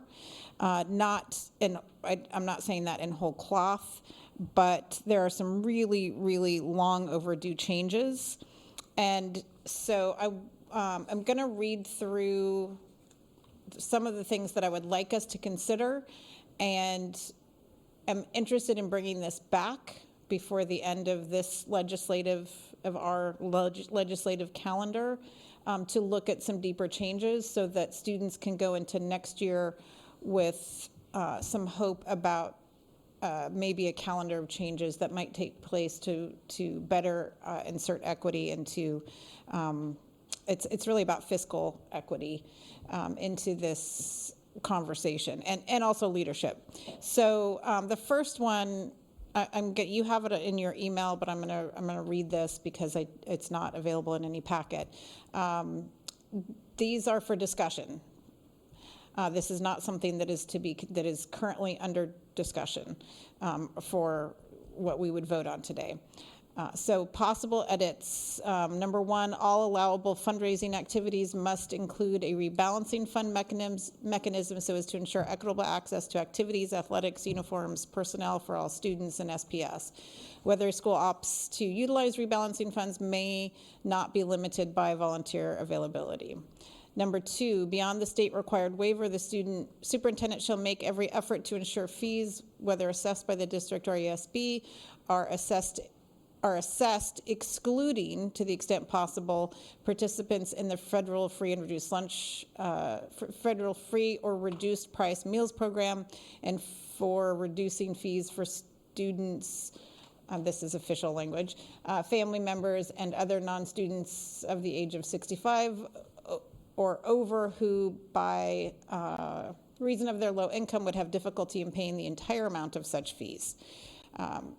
It's unreasonable, in my opinion, that for the aforementioned families and students to be required to opt out of each and every fee assessed by the combination of district, ASB, and booster clubs. And I believe that while it's a process, our system can do better in making it so that those fees are not assessed to those families in the first place, those students and their families. Number three, the superintendent shall not assess fees without demonstrating that administration and collection of such fees isn't a disproportionately large percentage of the revenue generated by the same fees. In other words, it's foolish to assess fees if the cost of collecting those fees is going to represent a huge portion of what you collect. Then you've accomplished nothing. You may not, I mean, this is kind of where we are with school lunch, right? Like where we just really want to just pay for it because the whole process of that program is, it's in many ways more efficient to just pay for the whole thing. Number four, ASB constitution and bylaws shall be revised annually based on a model constitution and bylaws approved by the school board in collaboration with the superintendent, similar to what we do with WASDA, and submitted for approval to the superintendent or their designee. There's some portion of this in this policy right now, and we are not in compliance with it because we don't review and have never stated when we're going to review ASB constitution and bylaws. They're just out there operating on their own. ASB constitution and bylaws shall not be inconsistent with model policies and shall not create barriers to participation or fail to create a body, oops, I made a mistake on that one, a body representative of the student population. Number six, staff support for ASB activities shall be adequately trained and supported by the superintendent's staff, including in grades 5 and below. Currently, state law says that the superintendent can appoint an adult at grades 5 and below as the ASB, meaning they don't have to consult with students in grades 5 and below. I've seen principals do incredible involvement of students forming ASBs in elementary school. I don't believe we should support not having that engagement where they make decisions about money that's spent at that school. And then add policy 4120 to this revision to clarify the role of PTA and booster fundraising and the implications of superintendent and or principal receipt of such funds. I guess I should say district receipt of such funds, adding the same rebalancing mechanism requirement stated in numbers 1 and 2. Any gifts in the first and second points that I made, any gifts accepted or fees assessed by boosters, PTAs must have a rebalancing mechanism and follow the same guidelines for waivers if they are approved by the superintendent or principal. In connection to 4120, all curricular opportunities that utilize school district resources, including district email, property, et cetera, must demonstrate the same equitable approach to assessment of fees and proactivity in waiving fees for those unable to play. So, Anyway, well, before I make comments on my comments, I would like to pass it over to Director Krom Brown for her comments as well, because she had some things to say about these policies. Oh, is this on? Okay, there we go. When it comes to these policies and when it comes to our ASB policies and in general, I think firstly, one of the great things that have been added that I want to thank Director Hampson for adding is or fail to create a body that is not representative of the student population, because that's so important when it comes to equity. And when I think about booster clubs and I think about student budgets and student activities when it comes to extracurriculars, and when we say these things must align with our values as a district, one of those main values that has been said again and again is equity. And what happens in our schools is really unequitable. I mean, Director Hampson and I were sitting in this coffee shop and we were like looking through each and every one of the different budgets and how money is allotted throughout different high schools and middle schools and even elementary schools. And it is just incredible. Like, my jaw was on the floor of that little Queen Anne cafe. That we can claim equity in these practices and yet have huge gaps like that, and not just gaps in funding when it comes to extracurriculars, PTSAs, booster clubs, but there's huge gaps in quality to in access to quality arts and to quality sports and to quality gear for such things, which is a huge problem to me as a student. It's something that we experience like at Nathan Hale with Nathan Hale Theater, which is something I'm deeply involved in. We receive very, very little funding from our school's budget because we just don't have the budget for it. And so that means we rely on our community and we rely on reaching out to parents and families to get the money we need to put together high quality productions and to do storytelling and to encourage kids to do what they're passionate about. And that in itself just feels inappropriate to me, that school programs are being forced to rely on outside resources of different families and not having this funding there in the first place. I know that's a huge and wholly like another conversation, but I think what this all reflects is the need for equity in how we are distributing funds and how money is handled in this district and in education in general, and the importance of our students' experiences. Our schools should be excellent. They should be places of excellence and high quality education that includes extracurriculars, and all students should have that access to those things and should not have to fill out forms to opt out of fees if they don't have the money for those things, because they should just be there anyway. And that's all I have to say about that. Thank you. So I would love to hear from other directors, if possible. I'm taking this as an opportunity to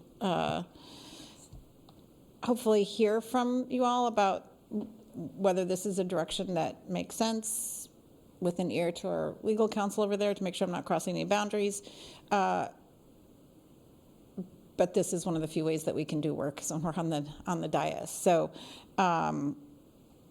And if I can accept, I mean, Luna's the only director I've worked with directly on this, so I can accept two others who, if anybody wants to work on this, if it sounds like there's a reason to move forward. I mean, I might move forward anyway and at least produce a product working with Luna and others. And I don't think this would be a final step. I think it would be a first step in trying to give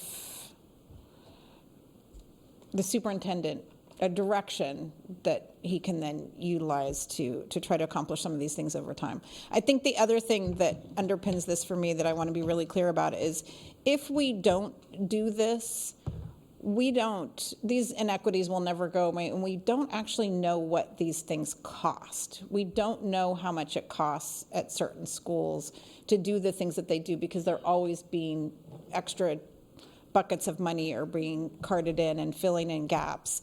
And so we don't know what it costs to really have a robust program of the arts, which, by the way, despite not being funded by the state, is part of basic education according to our Constitution. So if we're going to get there, we've got to know how much things cost. And for me, this is, there's an obvious equity component to this, but there's also a fiscal component to it.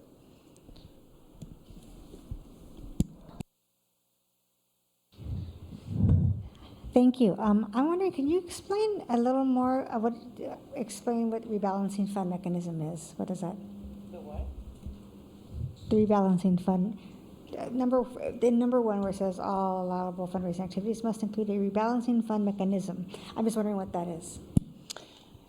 So basically that somehow we would have to resource other schools. So the counseling example is a good one where we slowly over time have been adding counselors to, pre-pandemic, we were adding counselors to schools that we started with schools first who were higher needs, or I should say the district did, and then slowly as funds became available, built it into those other budgets, right? This is quite a bit more complicated because it flows into extracurricular, but it's basically saying if we accept funds for whether it's within the school day or it's connected to the school, and it's supporting things that, for example, the complexity of athletics that is connected to Seattle Public Schools.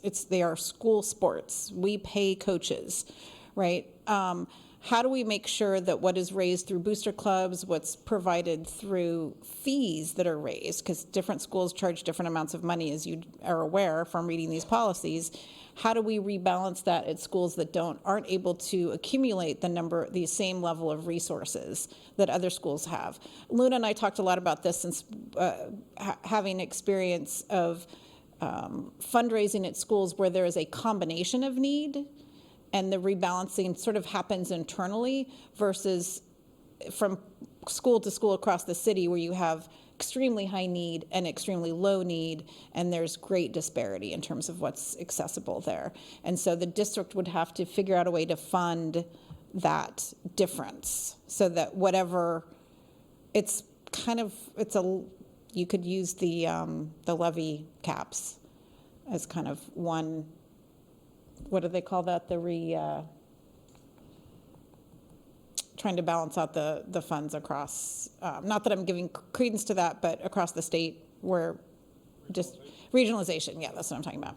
So we're in the same category of trying to balance things when it comes to what kids have access to at schools. No, just so I know if I'm understanding it right then. A rebalancing fund mechanism means that so as an organization or entity does a fundraising activity, they will also take a portion and contribute it towards this rebalancing fund? I'm not suggesting how. I'm suggesting that it needs to happen. Oh.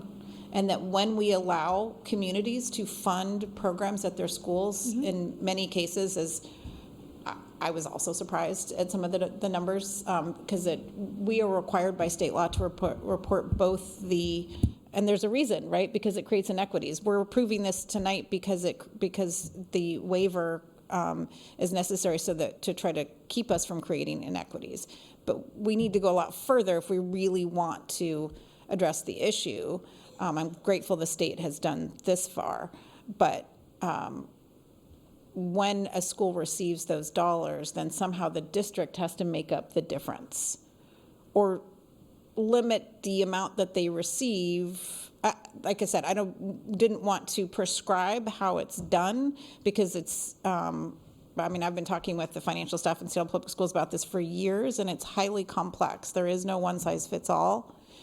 And so there's got to be a lot of, discretion on behalf of the superintendent and his leadership to make sure that those things happen. And I think doing it through programming might be their best approach. So you don't want to just start taking stuff away from schools, but you want to figure out how to make those things available. And it goes all the way to things like, we do advertising on behalf of Ski Bus in our schools. Are those programs accessible to everyone? Yes, they have scholarships. Are they actually accessible in the same way that is consistent with our vision and values in terms of our expectations? So I'm trying to put the vision and values and equity piece in every aspect of our system. If you're using our resources, then the expectation is that your behavior, you're in line with our vision and values. Is that helpful? Yes, thank you. Okay. Go ahead. I'm curious if there are examples from other districts that have tackled what did you call it in here? The rebalancing fund.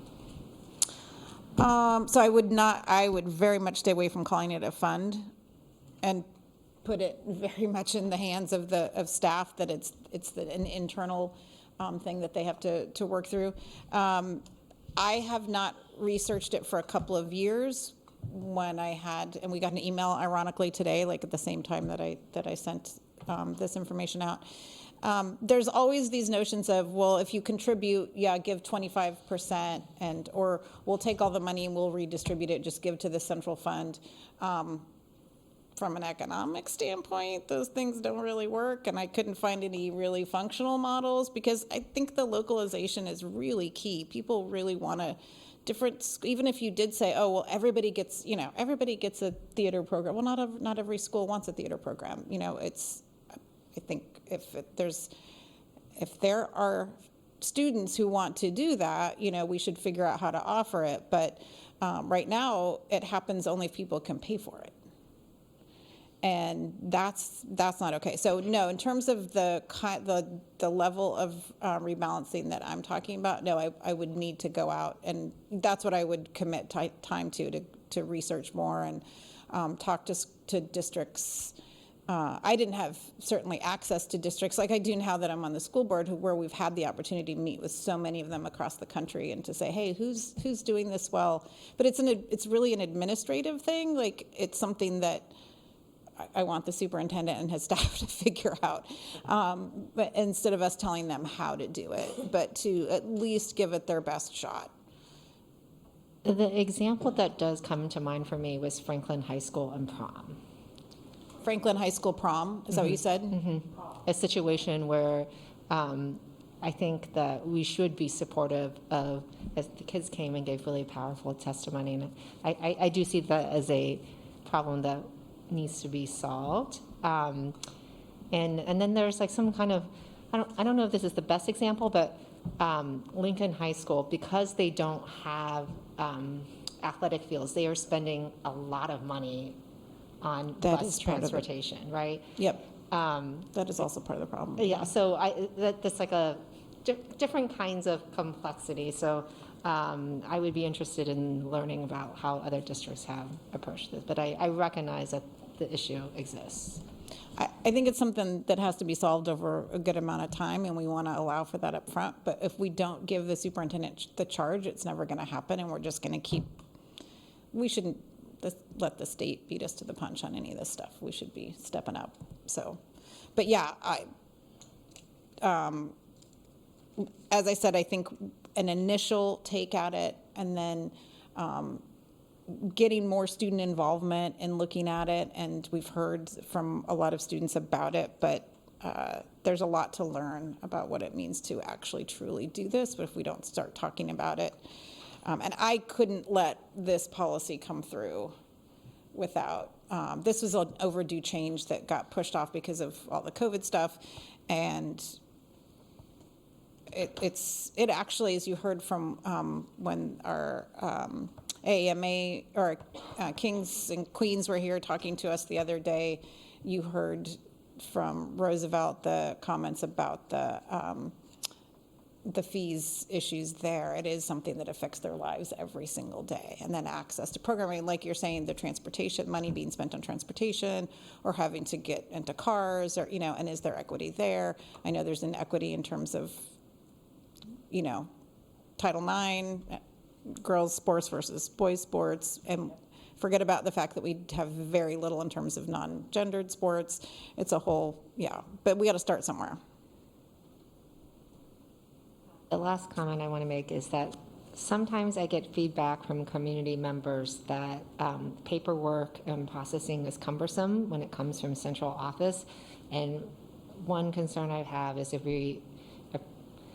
we're adding a layer of administration, and that is the last thing I want to do in terms of slowing things down for things that kids are passionate about. So that is just, I think we understand that and something to be aware of. Yeah, I agree. That occurred to me as well, which is part of, I think that we could probably speak to that in the language, right? To make sure this isn't meant to add layers of, you have to do this and you have to do that and you have to get this approval, but for the superintendent to look at the whole system and say, how can we do better in this regard without shutting things down? So, I don't know, Superintendent Jones, I'm open to hearing from you about it as well. And briefly, thank you for asking. Yeah, I think the clearer the charge with some expectations around phases, I think we can backwards map, we can process engineer how to get it done from a procedure perspective. But if you all can spend just time getting clarity around what is the outcome, and it almost sounds like an emerging guardrail that we can have for if such programming goes out, then there's going to be this level of analysis per every item or whatever. But I think there's again, the clarity of the charge would be really helpful, and we can figure it out.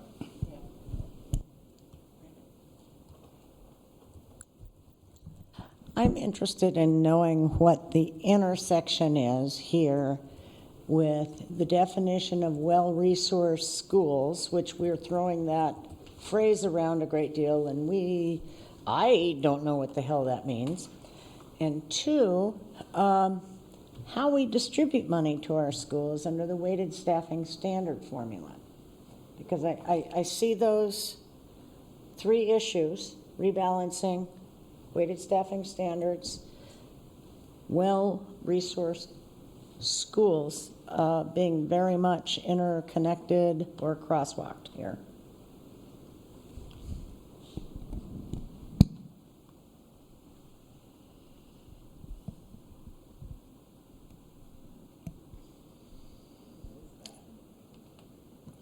that's all I got. So I'm not hearing any reason to not keep working on this. Yeah, I don't see any reason not to keep working on it. Okay. The only question that I had is do you see any potential overlap with the policy ad hoc committee?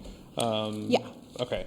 Cool. I just don't want to overcapacity them, so I'm looking for kind of pretty succinct fixes. That's sort of where this is the, I forget what Les called it, but this is the big version, and smaller, more succinct versions should come from that. But I also didn't want to just move forward with that without talking to my fellow directors about it and getting people's questions and where it needs to be clear and what the unintended consequences are. It's all very helpful, and so. Awesome. Just let us know how we can support if you need additional folks or you need somebody assigned to the work to support, just let me know. Yeah, and I'll talk to Director Rankin about just not the actual work, but whether or not it fits in that sort of policy manual area, or whether this is, Yeah, I'm not sure yet. Yeah, neither are we. All right, thank you. With that being said, Director Cromero, do you have anything you'd like to add? Don't feel inclined. Yeah, great, awesome, thank you. So, Ms. Wilson-Jones, the roll call, please. We still have very technical things that we do need to approve tonight, if I'm not mistaken, but Chandra is just forecasting that there are additional piece. Yes. Yep. Director Sarju? I need a point of clarification. We're not voting on this, correct? What's the vote? So there was no way to do any additional work on this and still comply with the changes that need to be made under state law. Okay, so we're voting on as is, but we're making. We're voting on the changes being proposed, and I'm using the opportunity to say, I want to bring this back and address the rest of it. Okay, that's what was not. And here's why. Okay. Yeah. My vote is aye. Director Song Moritz? Aye. Director Hampson? Aye. Director Harris? Aye. Director Rivera-Smith? Aye. President Hersey? Aye. This motion is passed unanimously. Thank you very much for that robust discussion. We are now poised to move into our action items, for which I believe we have uno.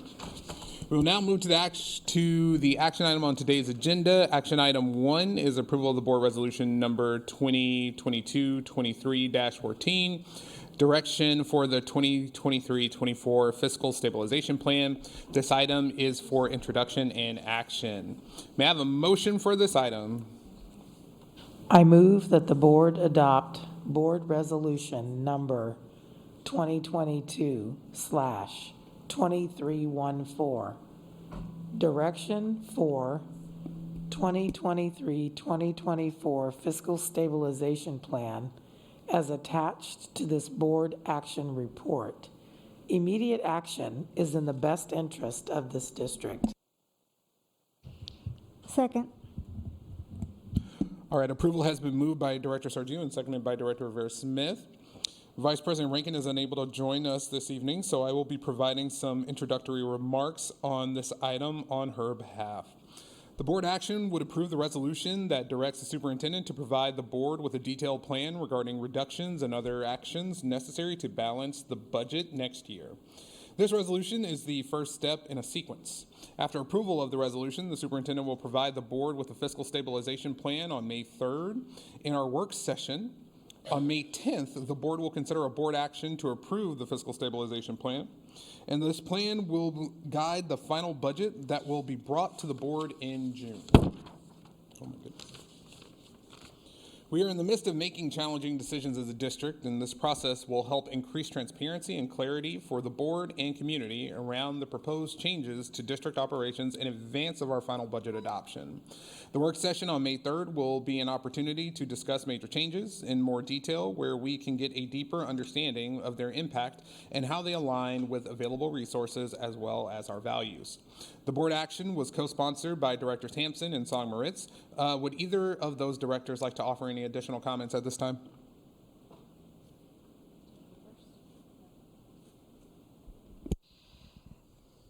So, as I told Superintendent Jones, Director Rankin, and then Director Song Moritz, we talked about the relationship between this particular resolution and what I believe is a more robust financial policy that we don't actually have, a fiscal policy that doesn't exist currently, which I have sent to all my fellow directors. I did want it to be included in this, but it's was told without a whole lot of, I guess that it would be confusing. Because we're not voting on a new policy, we're voting on this resolution. But the reason I thought it was important is that it did speak to, okay, when, it spoke to when a situation like this occurs, what the expectation is, so that this isn't just sitting out there by itself. We have not, I think if we had taken the time to write a stronger fiscal policy in prior years, prior decades, then we might have just naturally come to this place of having this resolution where we have to be really clear about, hey, we're in this deficit period. We don't have, we need the clarity of the forward motion in the face of these significant fiscal challenges. Our expenditures have exceeded our revenues consistently for quite some time, and we have failed to address it. And that's all of our failing, everyone collectively that's involved in that, because it does entail making cuts, but it also, I think importantly, it underlines, even in this time of declining enrollment and those impacts on funding, that we need to make sure that the resources that we do have or that the superintendent is demonstrating the alignment with the successful achievement of student outcomes. And we did try to speak to that in this resolution. I hope we did so successfully. And this is a big opportunity to have a balanced budget and make that first step on a path towards sustainable fiscal stability. We need a much more, this creates some transparency in terms of the process. It's always been a struggle for us to figure out how do we provide that transparency so people can see how we get from point A to point B, because it feels like we just suddenly, it's fully baked and then we vote. Some of it's baked at the state level, some of it's baked in our existing ratios, and that's another thing that the draft fiscal policy I sent out speaks to. But at this time, we need to have a really clear and serious response. And it's not just the adoption of the budget, but actually asserting our commitment to financial stability, and directs the superintendent to propose a fiscal stabilization plan that includes specific actions necessary to balance that budget. The use of the Economic Stabilization Fund, which is a big deal because we do have to repay that, as well as other reserves, finding non-general funding sources, and significant reductions of expenditures in the central office and to a lesser extent schools. So we need to bridge this $131 million deficit, or whatever it is when we finish calculating the I don't want to say nominal impact, but possibly limited impact of what the state is providing to districts right now, and start the development of a multi-year strategy. And again, I just want to emphasize that it is our responsibility to, my hope is that by the fall, we have in hand a fiscal policy that really clearly lays out all the different pieces, the reporting piece that we don't currently have, the administration piece that we don't currently have, and the budgeting piece. Those are the three, it's kind of the three-legged stool of a fiscal policy, I believe, for a school board. And we only have it in sort of smattering places. And this type of resolution would always be necessary at a time when we need to shift direction. This isn't just, business as usual. So I don't know, Vivian, if you want to add anything. My kind of interpretation of this exercise was that there isn't formal direction from our board for the superintendent to address the fiscal cliff, right? It's our legal obligation to balance our budget, but there isn't necessarily formal direction, and I think this is our attempt at that. I think it's an opportunity for individual directors to express, ideally, combined direction and for our superintendent. I have no idea, obviously, how individual directors plan to vote on this resolution, but my hope is that there will be enough support for this resolution to give that kind of support for Dr. Jones in the exercise that he needs to undertake that will be difficult. So that's kind of my interpretation of this exercise. And also, in addition, it puts specific dates as to when we will be getting a plan to add that transparency to the community. And I think the other point that I'd like to reiterate is that it's also giving direction to the superintendent that to do the multi-year budgeting and to create a plan to do that. So that's kind of my take on this resolution, but I'm interested in hearing feedback from colleagues. I don't think that what I'm about to say is necessarily feedback. One of the things that that I've been thinking about, it's I have frequently asked myself the rhetorical question, how did we get here? And this has been a decades-long march to this place. So it's, we're not in this place, because of the pandemic or because of the last couple of years. We have been marching towards this kind of deficit for a long time.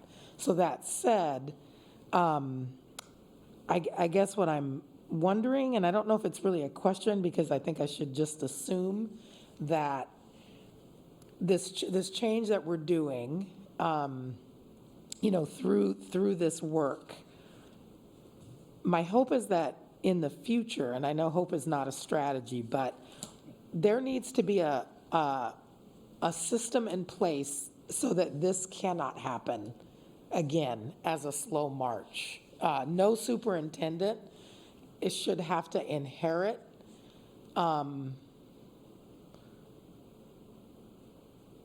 problematic situations from multiple superintendents over time. And that's where we are here. And this is not a blame game, but we did not just land ourselves in this financial position. I have a vivid memory of being in this auditorium when Mary Bass voted no on a financial budget. She was the lone no vote, and her colleagues were incensed at her.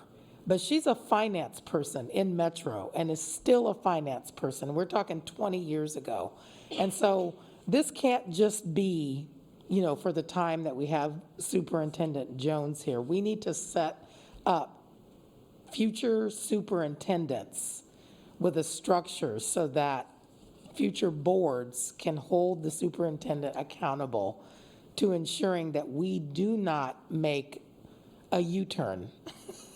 Because if we don't, we can make a U-turn right back. We can solve it now, and then 10 years later, we've made a U-turn and we are right back at the same or worse deficit. So I don't think we need to I don't need an answer from you all about the weeds of the details, but that to me has to be the forward thinking, is this is a course correction and we're not gonna make that U-turn. And the way we're not gonna make that U-turn is to have policies and procedures in place so that it doesn't happen again.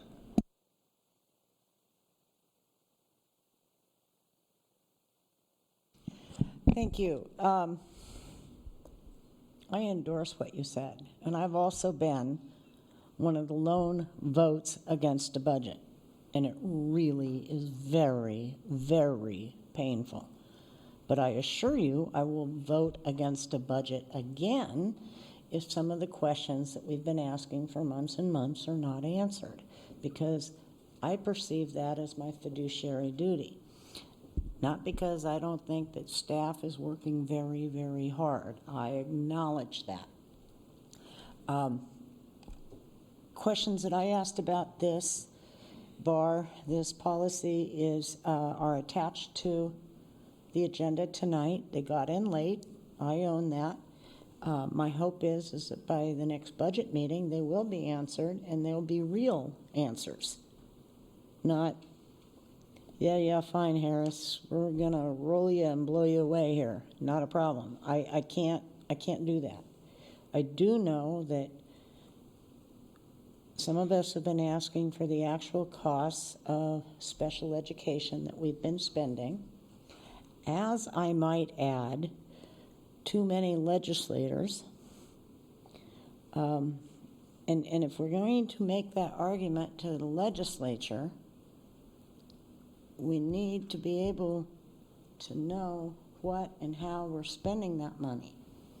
And I don't envy anybody on staff in this district with the ugliness that comes with reductions in force, with the overwhelming responsibility and the hours worked.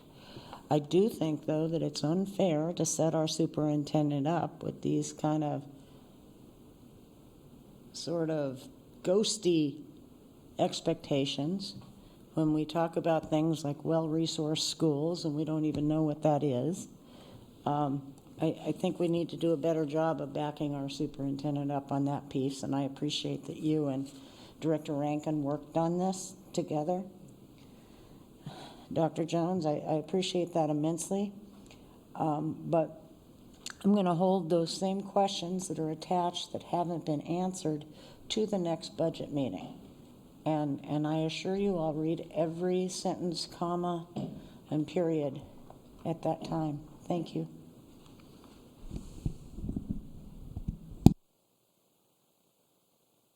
Director Harris, thanks for your comments. I also echo that. I think that I'm thinking about this resolution separately from a budget vote.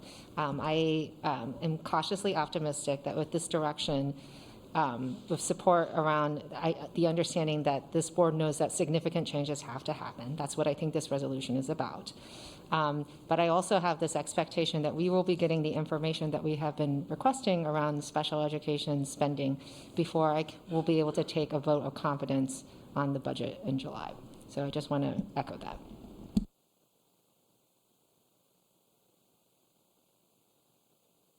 Any others before we move to the vote on the resolution? All right, Ms. Wilson-Jones, roll call, please. Yeah, please, go ahead. I don't think this will affect your vote, but I just want to just give you my perspective on this, that this effort is not singular to Seattle. Other school districts have been bringing resolutions forward in extraordinary times. I believe this brings clarity to the superintendent and staff as to what to do. It brings transparency around what are the elements of this exercise, if you will, of balancing the budget, bringing fiscal stability. I believe it instills discipline in terms of what are we setting out to do with dates and times and who's going to do it. Therein is role clarity around what is the board giving the direction to the superintendent. I also believe this asserts the board's authority as to what their responsibility is in terms of fiscal stewardship, and then the superintendent's responsibility for responding to that, and this gives that clarity going forward. And so I think this is a healthy thing to do. Will it be necessary every year to have a resolution? Maybe not, but I believe these are extraordinary times that we're in right now, and the more transparency we can have about who's doing what and what is expected would be healthy for us. So I just wanted to mention that as you all go forward on your vote. Thank you for the support.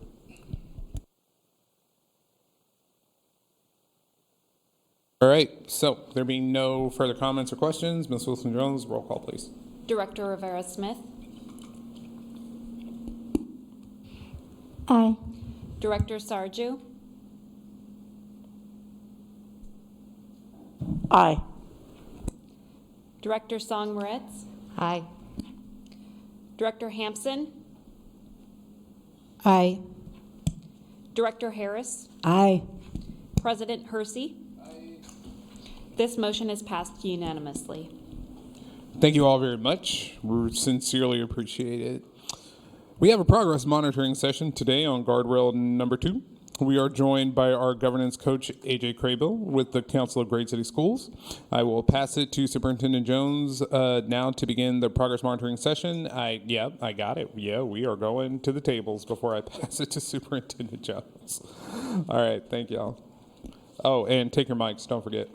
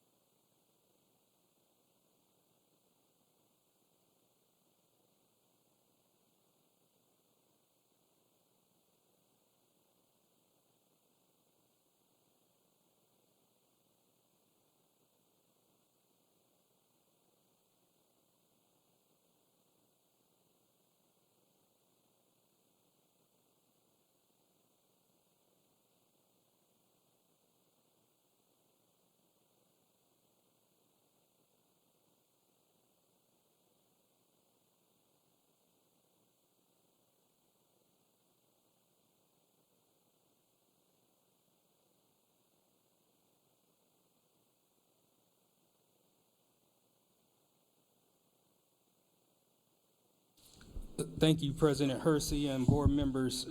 Today we're here to talk about student outcome focused governance, particularly guardrails, and we're going to start with guardrail number 2. And guardrail number 2 is really speaking to the board's desire to make sure that systems are reliable. And the guardrail reads, the superintendent will not allow operational systems to deliver unreliable service. So I have today Interim Deputy Fred Podesta here, and I have a couple of staff members that are going to help us perhaps walk through some of the more detail. Carlos DeValle, Dr. Sarah Pritchett, and Dr. Marnie Campbell. And they'll each be representing each one of these interim guardrail goals that we're referencing as metrics. So the board approved guardrail number 2 in the fall, this fall, October 26th to be exact. And as I mentioned, this guardrail focuses on operations.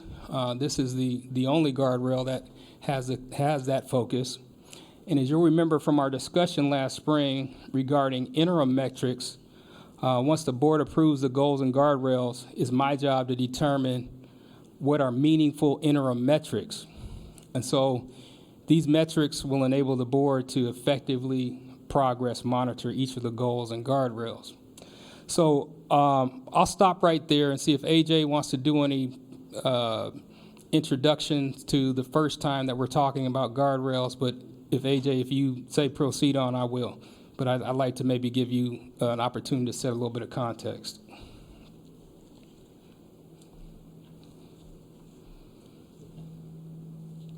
Than looking at academics. I look forward to the conversation. All right, fantastic. So in tonight's memo, there are 3 metrics that I believe provide meaningful system-level information about critical operational systems that support the board's monitoring of reliable services. These areas are bus on-time arrival, teacher vacancy fill rates, and technology system availability. We also sometimes refer to that as uptime. Each of these metrics relates to an operational system that students interact with directly on their daily school experiences, ultimately impacting learning outcomes. These metrics also reflect what the board provided when developing the operational guardrail around systems when you are hearing most from community. So we tried to identify the elements that you all have represented were had most concern for community. As you'll note in the memo, we are on track to meet the targets in each of the metrics. And my and our interpretation of Guardrail 2 is that systems are either reliable or unreliable. There's no degrees of reliability. It's either yay or nay. And so the targets in each metric are based on industry standard for reliability. So once our system looks at these standards, they are considered unreliable. Once our systems drop below these standards, they're considered to be unreliable. And that's when corrective action will be taken. So each metric includes not only the meeting of the target, but also the maintenance of that reliable status. So staff work is an effort is to maintain reliable systems that's equal to the work required to achieve these targets. And so once we get to a place of reliable, we'll do the work to sustain that. And that's a little different than perhaps how we've represented goals and metrics in the past. So I'll stop right there for a second and see if there's any questions about the framing and what this is, and then we can get into some more specifics about the actual data. I have a question about how you came about picking these as the interim metrics, and specifically, why wasn't school lunches, for example, considered? Yeah, so that's a good segue into this next section. I want to take a moment to review the rationale for each of the metrics. So first one is around transportation, bus on-time arrival. And we believe this is a critical metric for our transportation system. It allows, if we're monitoring for daily service that allows students to arrive at school, prepared to learn, take advantage of breakfast or services. Some of their core classes are early in first period. And so we believe that this is a really important issue, and it's been transportation. Buses have been an issue that have been talked about a lot by the board and community. The other piece is teacher vacancy fill rates. This measures the percentage of classrooms with a teacher on the first day of school. We know that a fast start is really important for our students. We don't want them to get behind. We want them to have the highest quality experience from day one going forward. And if they start without that's problematic. And this allows us to monitor the effectiveness of our supports to schools in preparing for the academic year. And we have a whole start of school effort that we really we dot the I's, cross the T's. We do all kind of checks routinely to prepare for that day one experience for our students. And we believe that's an important measure. The other measure, the third one, is around technology system availability. As I mentioned, that's also the term called uptime. And this monitors the key systems that students use in their daily learning. We believe without that, it would jeopardize quite a bit of their experience. And technology system availability is what we deem as a marquee metric in the technology sector.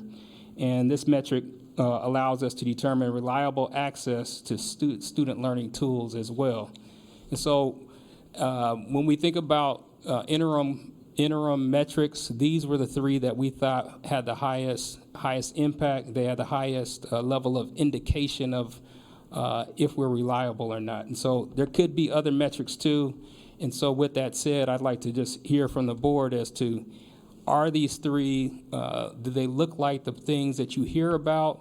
Are there additional metrics? But we're pretty confident that these can be an indicator of how well we're doing in terms of reliability.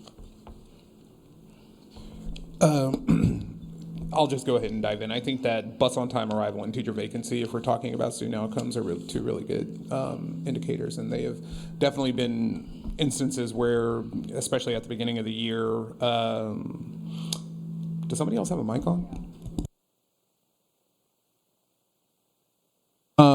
They've definitely been indicators, especially at the beginning of the year, or rather, they've definitely been things that we've heard about pretty frequently.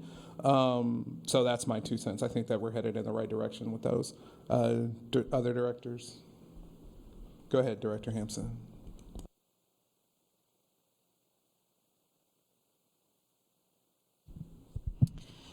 By and large, consistent with what President Hersey said, the teachers and transportation are definitely ones historically that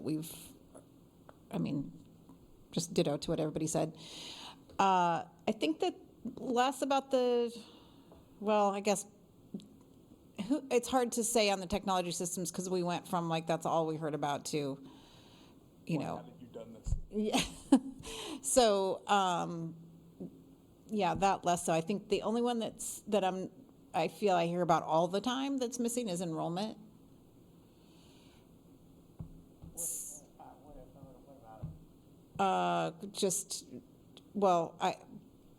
Kids getting enrolled, people getting enrolled, their customer service experience with enrollment, but also our data on, I don't think I've seen a data report around students that we lost during the pandemic. I know it's something that I've heard you're looking at, but and that is connected to obviously you can't learn if you're not in school, and it's connected to a lot of the other issues, the enrollment, overall enrollment, right? Keeping our enrollment numbers up. I know there's a kindergarten enrollment is something that y'all are talking about trying to, we hear about the skills center on the radio, but that's a service area that I hear about. And then I had my one question is whether or not as these things become consistently proficient, whether they would sort of slide down to okay, we're good here, and now we're going to focus on these other things. Is that part of the thinking, or am I looking at that wrong?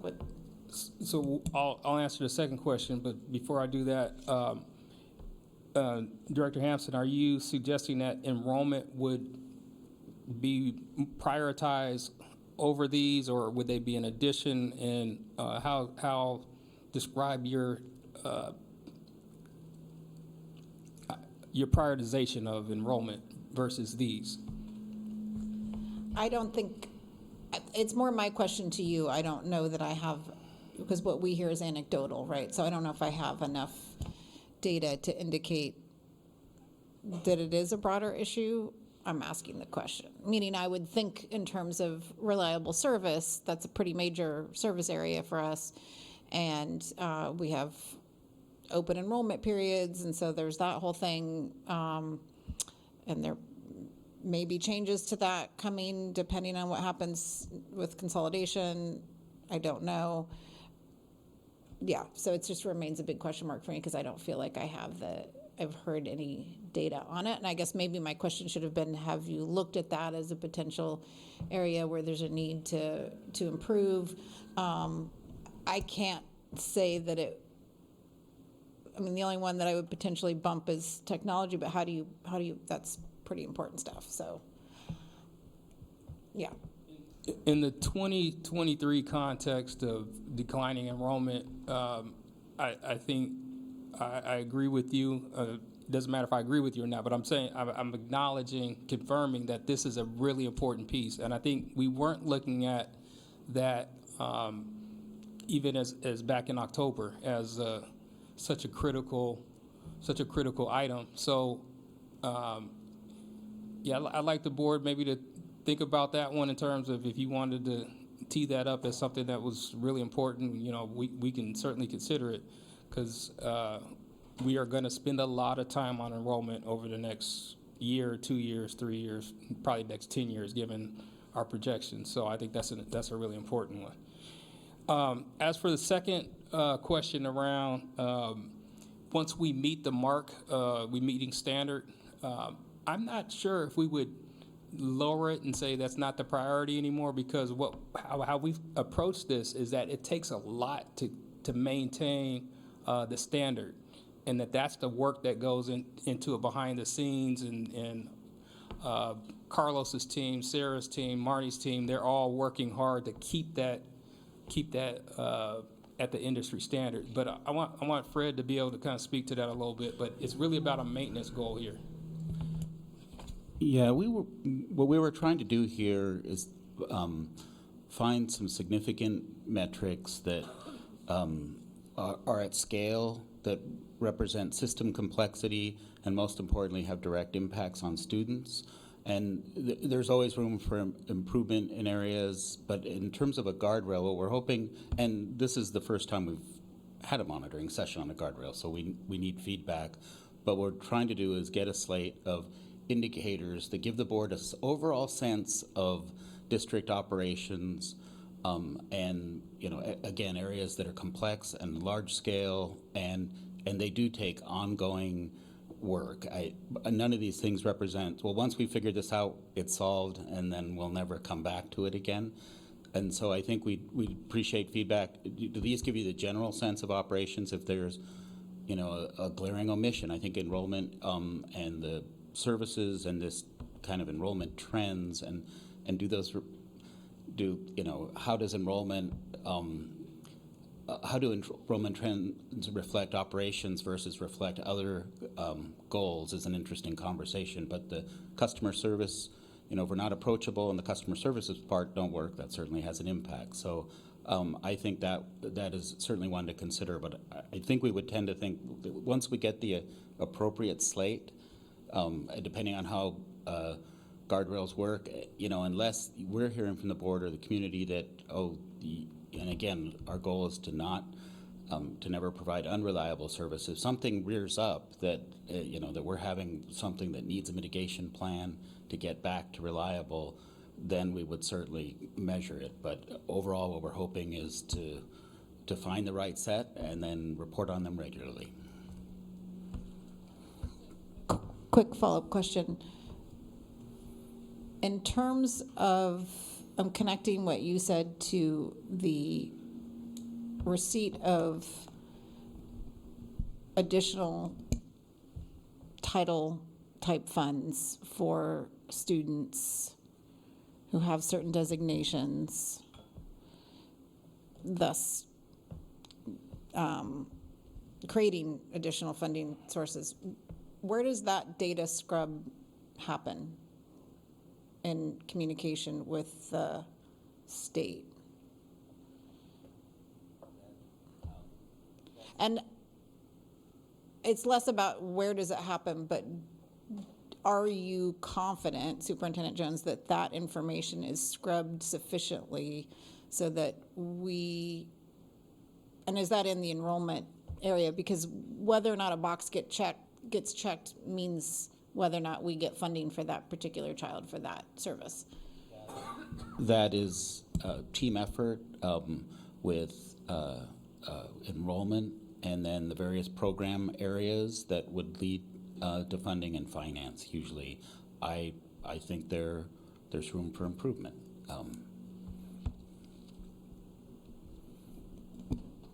Thank you. And I'll just add on to that. Team effort sounds great, but it always also means less accountability. So if there's some way to harness that, and so we can know who's accountable for those very important steps, as Dr. Hampson was laying out. I wanted to go back, so the question, I think, was, what do we think of these three? Is there something else we prioritize more? I agree with the selections. My only, I think, question is regarding the hiring, filling of vacancy rates. It looks like it's centered solely on first day of school, but as we all know, throughout the year, there are vacancies that sometimes sit way longer than they should, especially in our special ed department. So this looks really great. We're green. We're doing pretty good here, but throughout the year, I don't know how we're doing. I mean, I just anecdotally hear that it's hard in a lot of our buildings. So that's the only place I would maybe look to expand upon, or maybe focus also on, because this is important. First day of school is definitely important, but throughout the year is, like, I feel equally as important, especially in certain departments.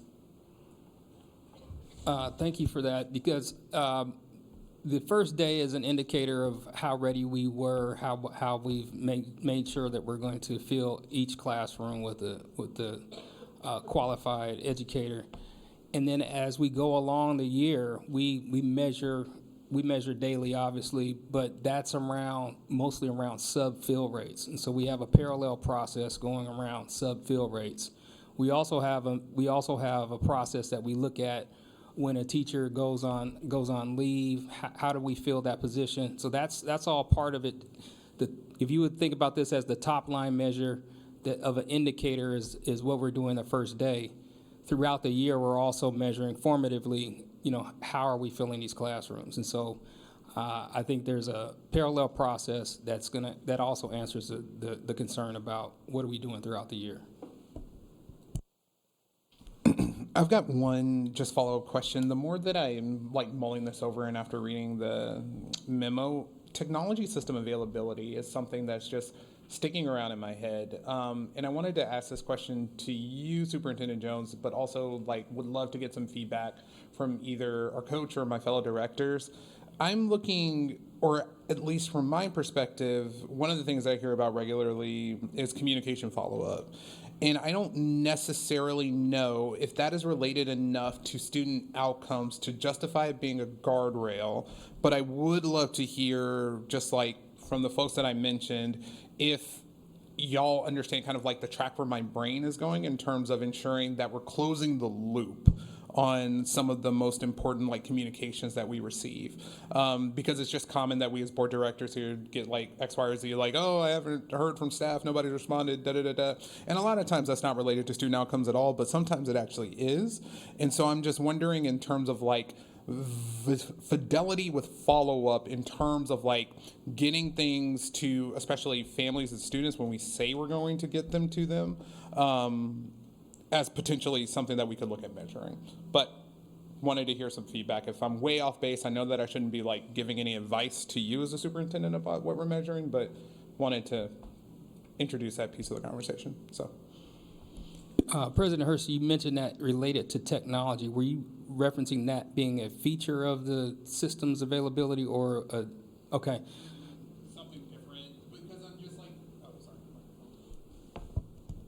No, something different, because it's I'm just not seeing how system availability, in my mind, is an adequate measure of this particular guardrail for technology. But that's not to say that I can't be convinced of that. I'm just struggling as I sit here thinking through how well transportation and the vacancy pieces fit into what we're trying to accomplish here with this guardrail. It feels as though technology systems availability is kind of on the outside of those two things. And again, that's just me, right? Don't take this as you need to go fix this or change this, just providing feedback. Yes, you open that up to your fellow board members. I'd love to hear their responses. But again, if this is a better interpretation of what you all intended for, the superintendent will not allow operational systems to deliver unreliable service, and in that context, communication would be a priority. We certainly can look at that and see how we can incorporate it, but I'll defer to board members in terms of priorities. The way I'm thinking about what metrics would be that I would like to see around this guardrail are things that impact the day-to-day functioning of our school. So I actually would include technology on that because if the technology wasn't working, that would really interfere with the work of our staff. So when I'm looking at these three metrics, I think they are appropriate. I go back to, I have a wonder, like, should we be including something around lunches? Because I do think that is directly impacts our student outcomes. And that is something that I often hear feedback from families about. My child had to wait for a very long time for a meal, or there's staff missing, and so my child wasn't able to get something, or there was a missed delivery of X. And so that is something I anecdotally hear about. I don't have any data to support that. But I just pose that to my colleagues, if lunch should be considered. I had a very similar question to Director Rivera-Smith around the human resources metric, which I submitted. And the answer that was provided to us, there was reference to a continuous operation plan. And I would be curious to know more about that, and perhaps within that plan there are better ideas for metrics that we should be discussing.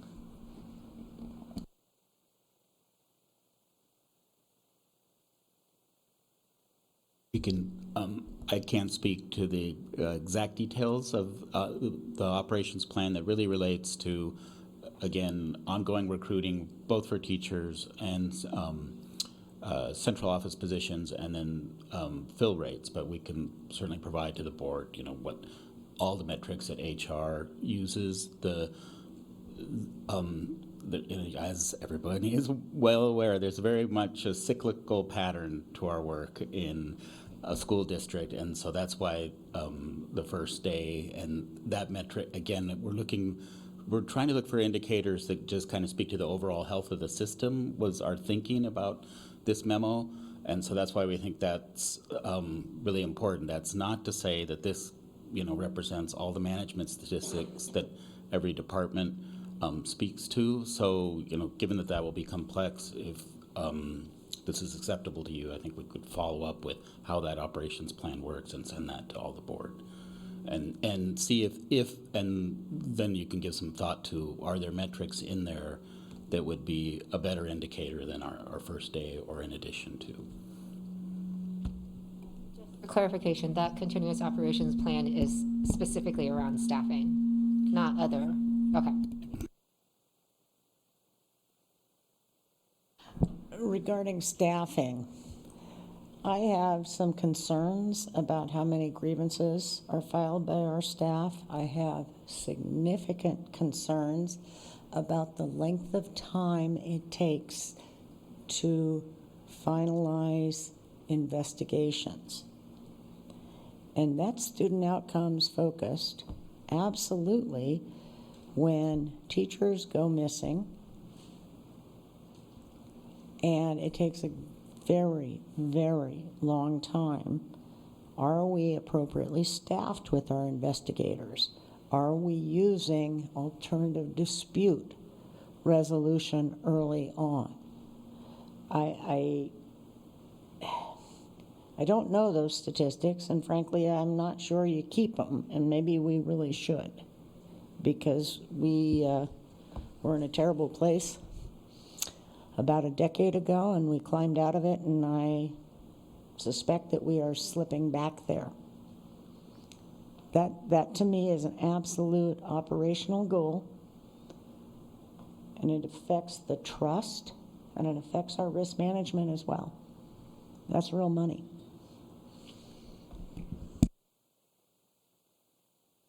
Director Harris, is your suggestion that be an element of the human resource fill rate, or it's a standalone?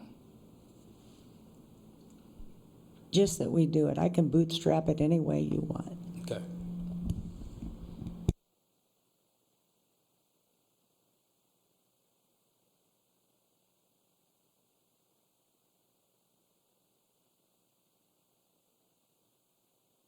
All right, well, thank you. So we'll take this feedback into consideration, and we will maybe ask you a couple follow-up questions to you all as you have a chance to think about it, but we'll incorporate some elements of that, some or none of it, in the next iteration. So it just depends on how strongly you all feel about it.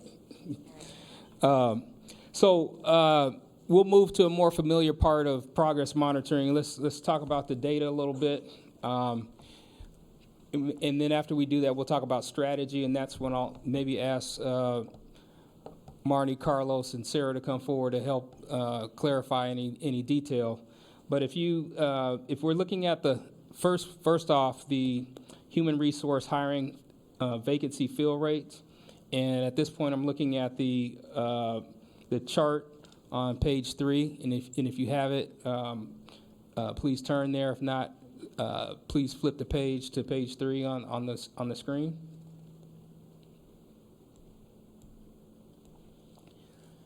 What you're not seeing, but I can speak to it. Since 2018, we've had around a 98% fill rate on the a teacher in the class on the first day. It's dipped significantly in 2021. We probably have some data on why that dipped, but that was a COVID year, so there's an anomaly there perhaps. And then we're back up to 94%, which is it's a little higher than when we saw that dip in first happened in 2021. So this is clear that where we want to go is keep it above 95%. So we have a little work to do there, but I just wanted to see if you all had questions about this data, and I might employ Dr. Pritchett to give some detail about this. Any questions about this particular metric and where we are?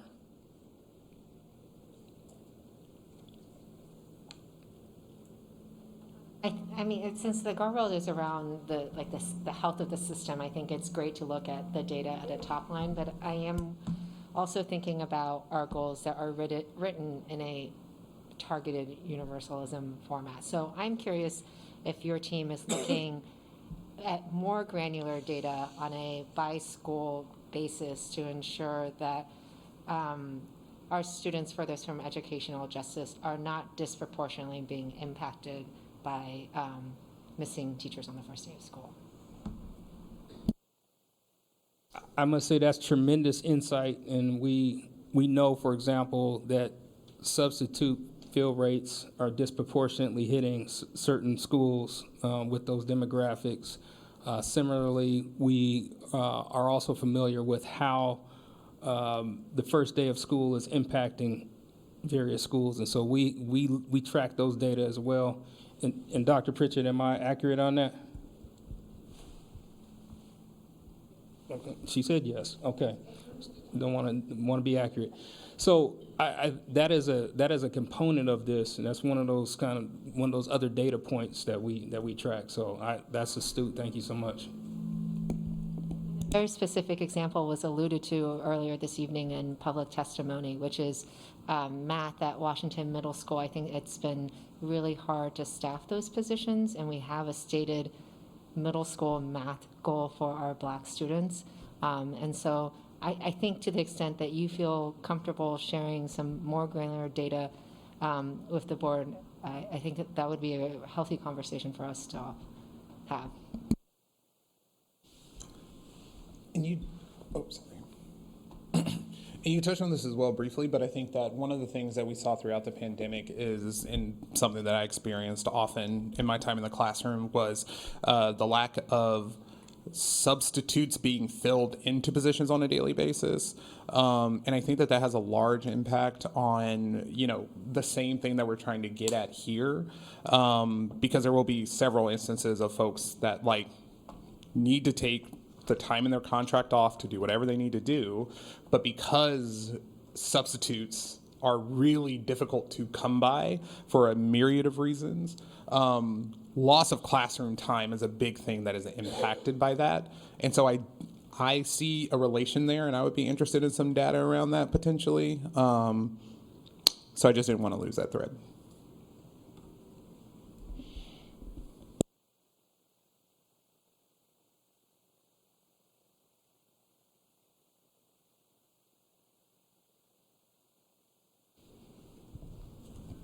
First, are we only looking at the human resources piece of it right now? Okay.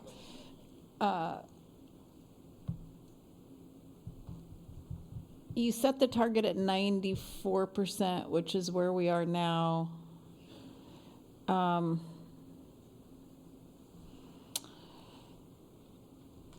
Or where we were, no, where we are now.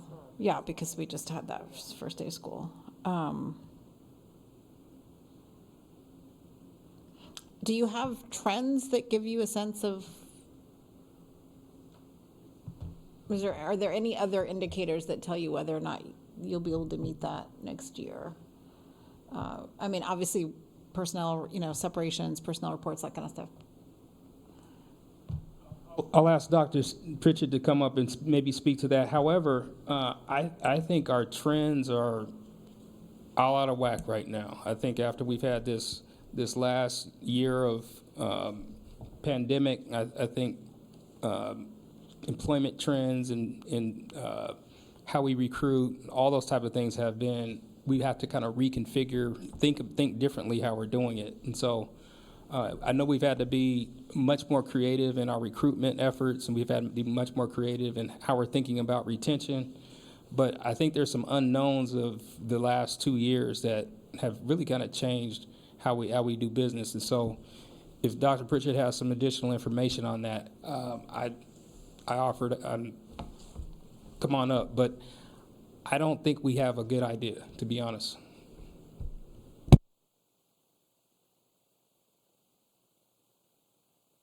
And if you don't know, you don't know. But go ahead, yeah, please. Good evening. I just want to say, one, that looking at our trends, it's kind of a year-long piece that we do. We do meet with our principals, building principals, every year to talk about retention and talk about where they are. Talk about strategy around how they're keeping teachers, particular teachers. Are there areas where they need additional support for teachers? So those are ongoing conversations that we have. We do look at climate data as just kind of another piece to say, are we seeing high levels of retention and high climate scores? Are there things that we need to be working on? As I'm coming aboard, I'm looking to strengthen the relationships with directors of schools so that they can also have that on their radar as they go in and talk with principals and school leaders around staffing. So those are just some of the pieces in there. I think we outlined them in the memo of some of the strategies that we use to kind of monitor staffing and where we're falling short, where are some of the areas that particular schools are seeing more need. As Dr. Jones said, I think that with the pandemic, we've seen kind of topsy-turvy and people leaving or people coming on board. We also saw a significant number of emergency certification for teachers. And as people were emergency certified, they also started to think whether or not this was a job for them. So we've seen some turnover in there. So there's just a lot of things that we're learning about, that I'm learning about as coming into this position and completing a full cycle this year.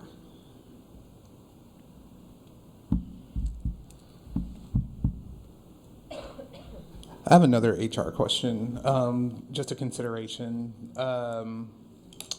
Another thing that I experienced in my time teaching was that there would oftentimes be variations in the evaluation depending on the principal, right?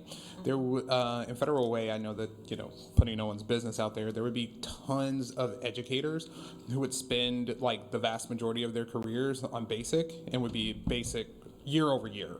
And that's not necessarily due to the educator, that's due to either like a lack of support or a lack of understanding of how, an evaluation cycle is intended to work by the administrator. I would be curious to know if there is a link between the schools who have more educators who spend year over year in the basic category and the outcomes of those schools versus educators where we see a different type of trajectory, right? And I'm very cognizant and cautious of asking that question because I don't want to see like administrators potentially just moving educators up because they know that we're looking at it, and there's definitely, the possibility to do that. But it is, I think, a question that's worth asking to see, like, does our evaluation process for our educators and the supports that we're providing them actually align to student outcomes? And can we say that definitively, right? Because if it's not, then there could be space for us to, especially in partnership with our education association, look to see, is this a process that serves us, and is there something that could be augmented?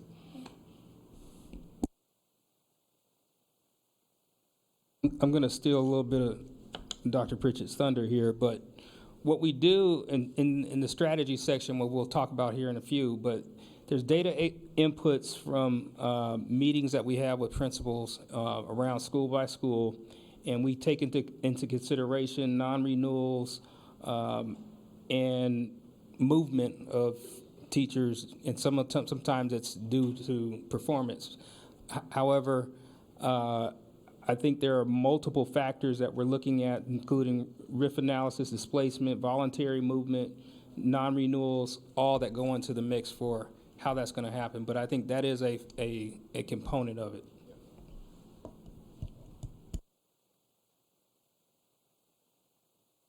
I will just add that we, with our peer assistance and review program, we're also looking at evaluations, because right now, I would say the majority of our evaluations are proficient or higher.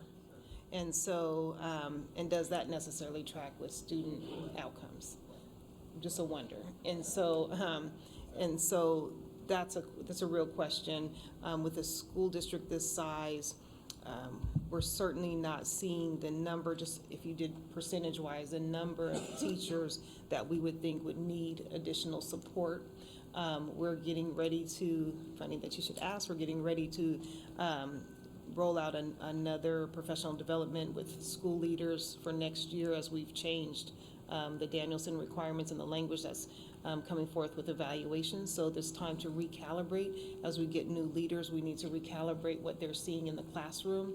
Again, that's another opportunity to partner with principal supervisors to talk about what they're doing with principals as they're walking through classrooms and buildings, so that we're getting that calibration there, because that is a concern across the district as to how people are looking at classrooms, what they're seeing, how they're rating, and then to also build that understanding that as teachers come into the classroom, although we don't want to live in basic, that is a space where you can be and you can grow, and it's okay.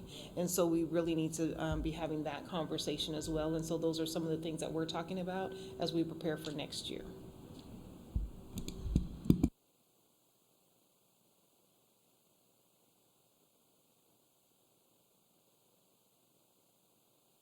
We'll have a section after we walk through the data to talk about our strategies. If it's okay, we'll move on to the data center availability. Pardon? I said it's warm up here. Okay, yeah, it's a little. Data center availability, network infrastructure availability, and Office 365 availability. And so our overall system uptime is about 99.8, and that's a really it really correlates to an industry standard. And okay, if you move the slide one more, please. Yeah, thank you. It really correlates to an industry standard. In December, for example, we had an unscheduled data center power outage, and that probably took our number down a little bit.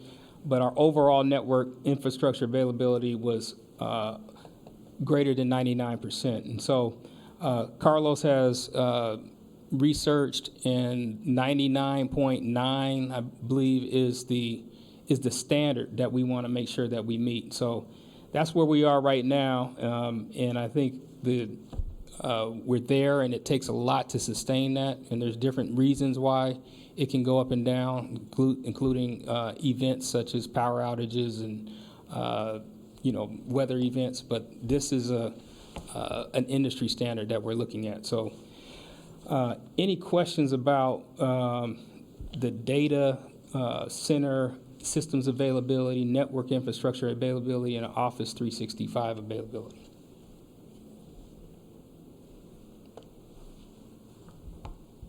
So the data basically is derived in the idea that unless you have an outage, it's being supplied. Is that kind of how it's, it's pretty simple?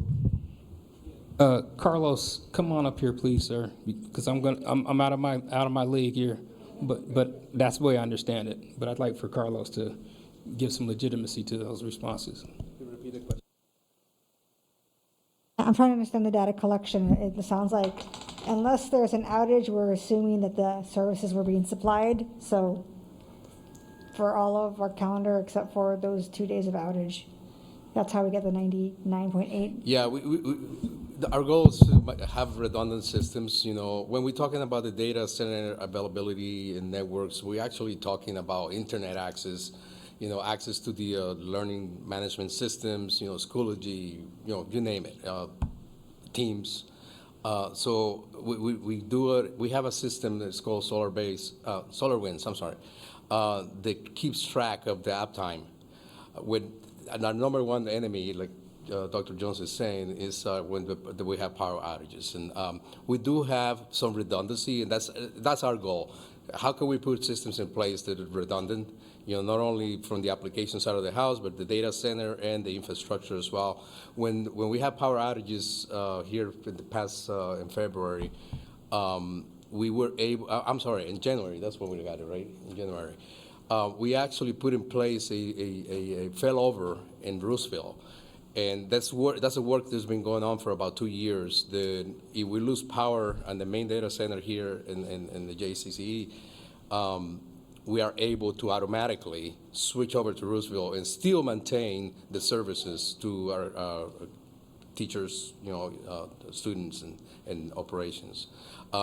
Right now, as part of our strategy moving forward, as part of the Rainier Beach High School that we're building, we have a project to build another data center there. So we have, you know, 3-pronged redundancy. So if this part of the city loses power, we still have services to the rest of the city. So that, you know, that's our goal. But yeah, to answer your question, number one killer is the power outages, and it's hard because, you know, the infrastructure of the city.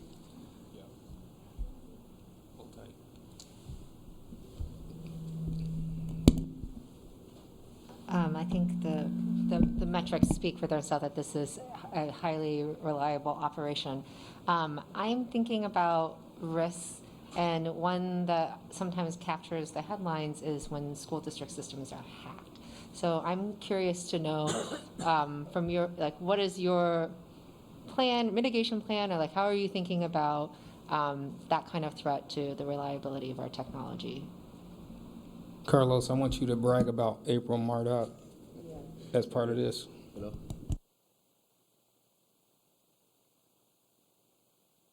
Yeah, I'm pretty proud of, you know, the incident response operations that we have as far as cyber.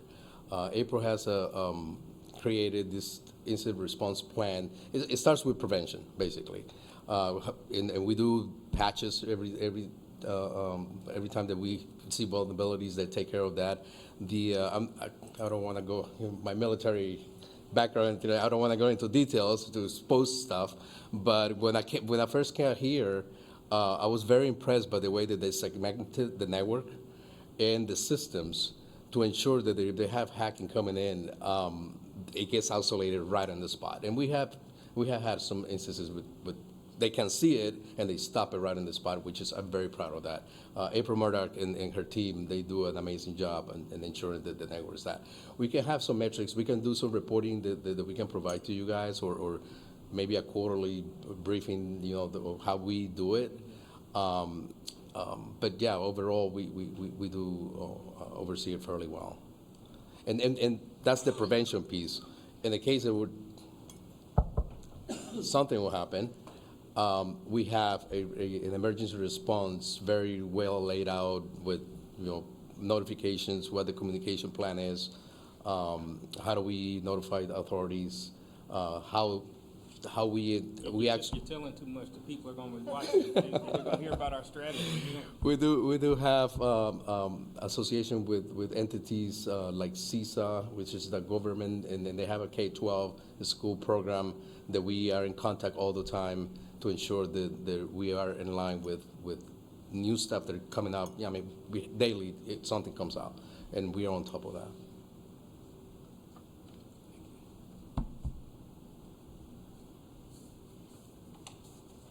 Okay, thank you, Carlos. So, can we go back to transportation? In my haste, I skipped over transportation. It was an oversight, not a statement about prioritization.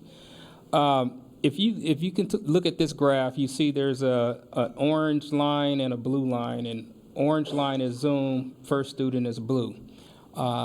Collectively, we are at or above our goal of 94%, and we want to move this to, once again, that same number of 95%. This key performance indicator is on our on-time morning arrival. And so that's what this graph is talking about. And so any questions about where we are, what you're seeing on this metric, on-time arrival?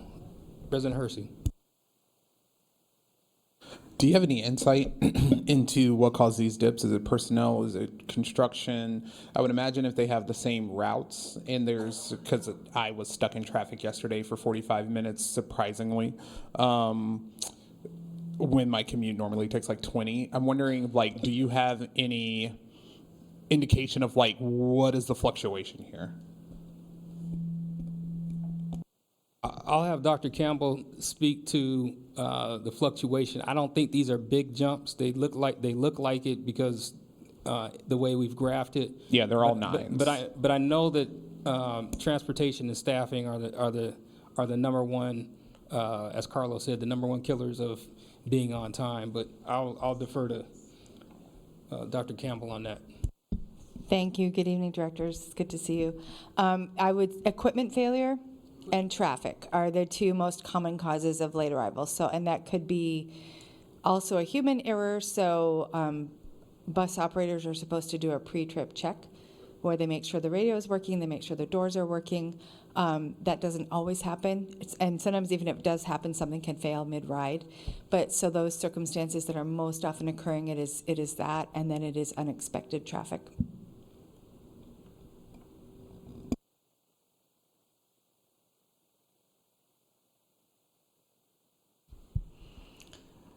I had the same question about transportation that Director Songritz had about the HR metric, which is where it's not on time, is there disproportionality?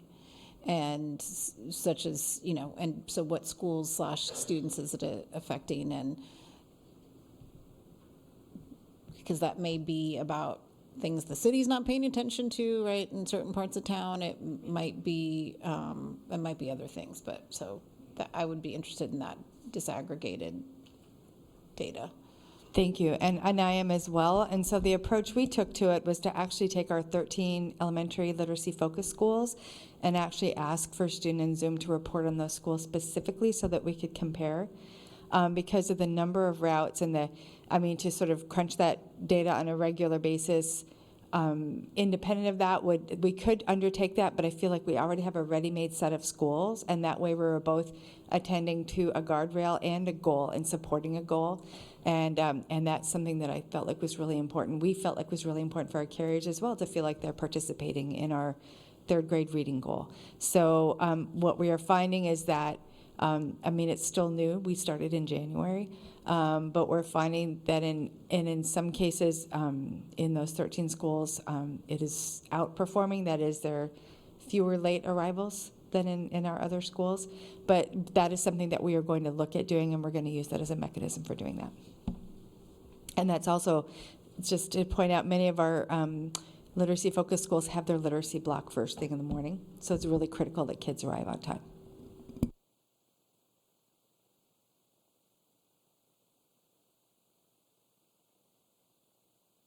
Okay, so we're going to jump to strategies. If we can go to the page around strategy implementation, I'm going to start out with transportation. So you all had a chance to read this. I'll just highlight a few pieces. First, we work to ensure we're carrying a number of strategic vehicles and drivers. So that's really to have a backup spare vehicle. We do daily reports, verifying fleet and driver readiness. We have transportation staff meeting with Zoom and First Student leadership to make sure that we're all on the same page. The transportation staff work directly with members of the special education department to make sure that we are paying close attention to those specific needs. And the transportation teams map our late and delayed route data to determine where there are persistent issues to be resolved. That kind of gets at that last question around where are the impacts. And so these are the main strategies that we are teeing up for transportation. And so I want to just give you all another opportunity to respond to the strategies. Are these strategies clear? Do you understand them? And do you have any questions about the strategy?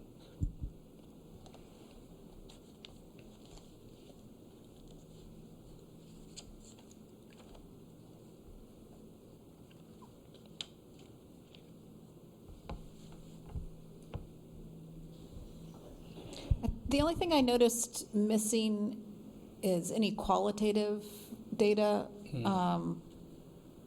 That probably sounds like an oxymoron, but data about the experience of students. I have not heard negative reports about drivers and their interactions with students this year. Possibly not even, I'm trying to remember the last time. So I don't know if that's because there's been an improvement or I'm just not. I also am from a district where there may be fewer buses. So yeah, what kind of qualitative pieces are supporting this data as well? Thank you for that question. And qualitative data is critical data. It's very important. Anecdotal data matters, as does the larger trending data. That's a great question. We tend to hear more of those experiences when we have issues and problems. We have an issue log that is updated daily. So if there is a challenge with a bus driver or with a ride, that gets reported to us right away, and then we have a team of interventionists to work that through. But what we have not done is actually start to map that in a way that shows the sort of trends or diminishment of those trends. And I think that's a great suggestion that we actually start documenting that issue log a little bit more formally. Frankly, and so that the percent of on-time arrival that you see is actually the result of a lot of really great work on the part of Fred and other people to get our two carriers in, and really hard work in the transportation department team to get to this level of performance. And we are now ready to actually start doing that more refined work and to actually say, how are we tracking the human experience on the bus? We definitely know when that experience is not going well. And that's something we attend to immediately and take care of. I will say, and I don't want to imbalance either carrier, but Zoom as a provider does use an app where families do rate their rides. And then our alternative service providers, because they're sort of ride-hailing services, we also get data on those ride ratings.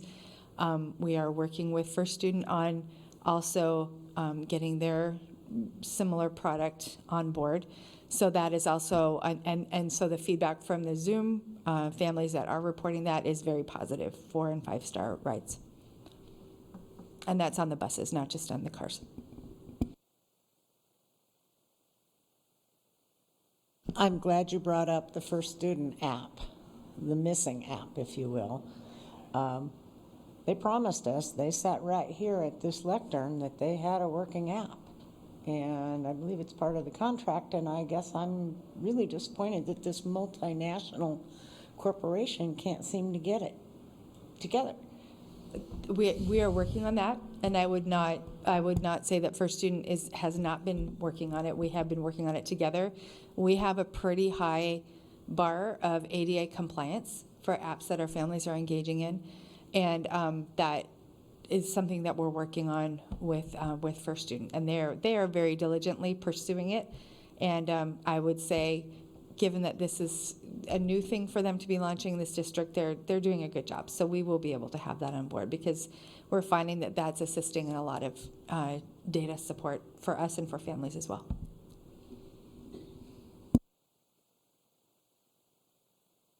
I'm glad that you alluded to the alternative providers because very randomly the other day I took an Uber ride and that driver was a hop, skip, drive driver as well. And so I asked them about what their experience is like. And she brought up something kind of, there's almost a financial incentive for those drivers to wait until the last possible minute to take a ride, essentially. And so I would be interested in knowing what is the qualitative data that you are getting from the students, knowing that there is a financial incentive essentially for drivers to wait until the last possible minute to decide that they're going to pick up a student? They've been very reliable partners and very good to work with, and they and Everdriven work together. Both of them work well. Everdriven is also a partner that we use frequently with our students with IEPs. So I think they both serve a great purpose independently, but that has not proven to be a problem for us. Yeah. Add, and correct me if I'm wrong, Marnie, but we work to get consistent drivers for the alternative transportation. So it isn't quite the same model that the typical ride hailing where, because the consistency is important to us. And from their perspective, it's a regular account that they can service. So that generally works for us. I don't think we often find ourselves, perhaps for new arrangements or ad hoc arrangements, find ourselves where we're our ride is being bid for. It's more of a consistent arrangement. And there are drivers who prefer that. And so you may have had a driver for whom that's not the preferred client, but we have quite a few drivers for whom that daily ride with a student is actually the thing that they're committed to. And so it's actually really been a very good model for us.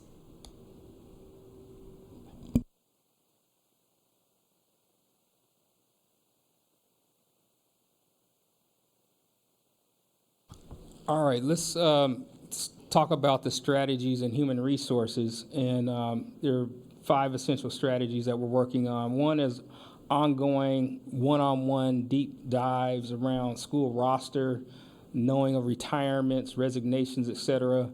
And that's how we plan for looking at fill rates. That's one of the strategies.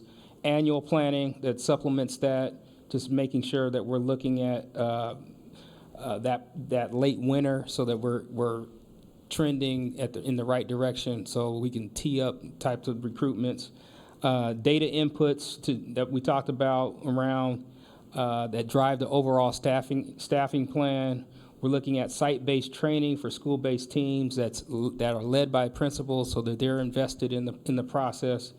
And then we're also looking at training of our ARE graduates on the next steps for applying. And ARE is the Academy of Rising Educators. That's our educators. That's our homegrown program for really making sure that educators that are paras can move into roles that are certificated. So these are the strategies. You all had a chance to read them, but there's also one more piece. I forgot. There's another 6th strategy around. We are aggressive in terms of partnering with schools and filling vacancies. And so before during my tenure, we were a little passive. Now with Dr. Pritchett we're moving that to a much more aggressive posture. So these are the strategies that we're looking at for fill rates.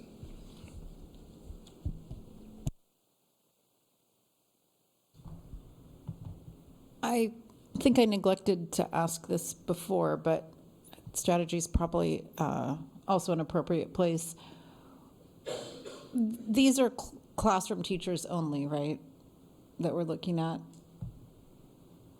Traditional classroom teachers only? So we're not looking at the auxiliary, we're not looking at special education classrooms? I think we can extrapolate that these are also hard to fill positions. So from nurses to classroom teachers, there's across the board. So Sarah, come on up, please, and make sure I'm saying the right thing, but this isn't just teachers. Go for it. So first, the metric is about teachers, but I'm going to say that special education teachers are teachers, so they're not separated out. So we're looking at all teachers. This particular metric is not necessarily talking about the other staff that are in the building. So this is really about, do we have certificated classroom teachers teaching students on the first day of school? Would you say we are doing these activities? Yes, we are. Yes, this actually goes around. I think somebody's not on mute, but anyway, this actually is something that we do. So a lot of the work that we're doing in all of these areas apply to all of our positions within schools. But in particular, we're really looking at what are we doing with our teachers? We know that our paraprofessionals are a place where we seek out new teachers.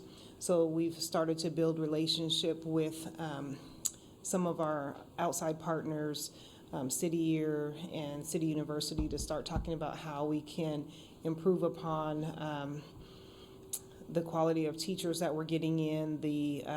They're helping us with some work around identifying substitutes through recent City Year graduates who may be interested in becoming teachers, who have already worked in schools that we traditionally are seeing higher sub-unavailability rates, and that. So we're thinking about all kinds of creative things around different positions. This just happened to be particularly to teachers, but we do have other strategies that are specific, particularly for our IAs and paraprofessionals, where we're seeing significant shortages.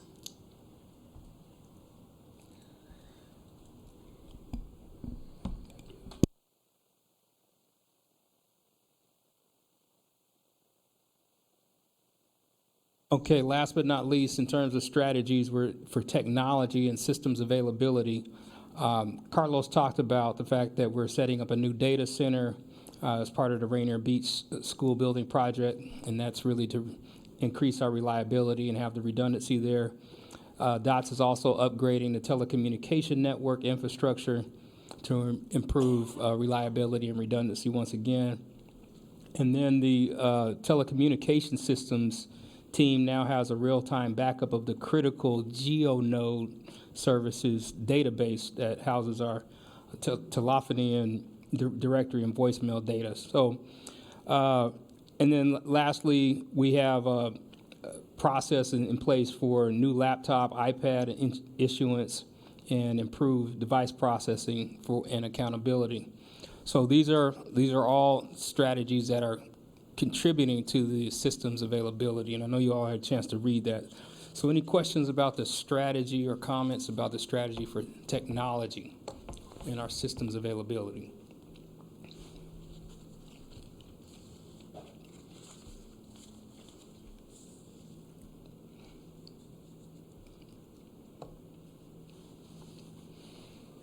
Okay, so thank you, directors.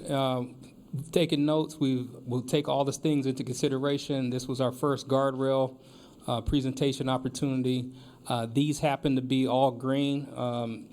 Just to dampen your expectations, the next guardrails are not going to be green. However, we're still collecting data, and so we're seeing the trends, and we're not shying away from describing gaps when we have them in the system. That's part of what our brand is, that we want to be transparent. We want to always be in a mode of continuous improvement. These metrics happen to be metrics that are going to be more maintaining metrics than maintaining and sustaining metrics. The other ones will probably be more looking like some of the goal-based metrics. So with that said, love to hear from AJ. Thank you for sticking with us. I know it's late where you are, and because it's actually late here. So back to you and President Hersey.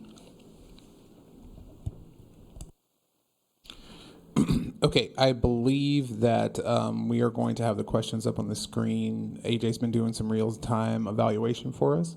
So just give us a second, and AJ, when you see him, take it away.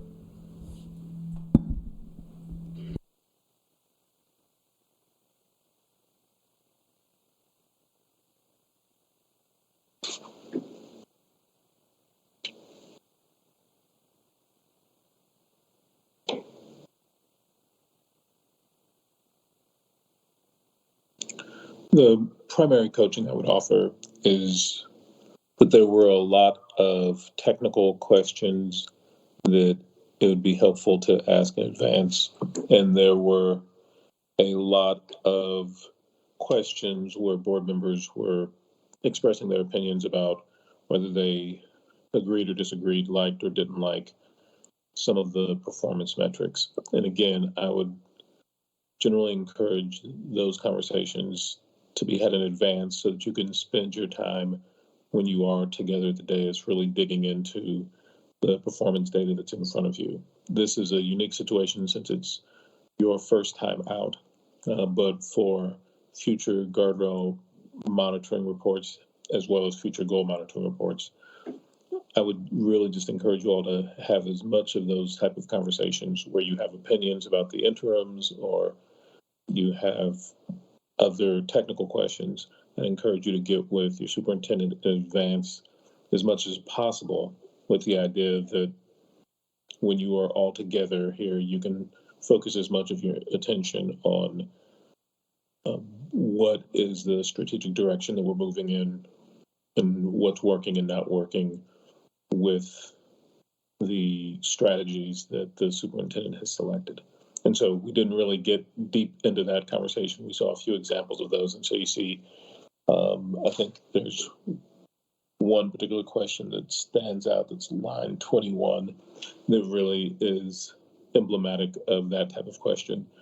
And so that's what I would encourage for the board is just as much as you can get the technical questions and the questions about the interims themselves out of the way in advance, have the more strategic conversation, the conversation that's really digging into what is the ongoing performance of the school system in these areas, that you can focus on that when you're here together at the dais. Any questions that you all have for me?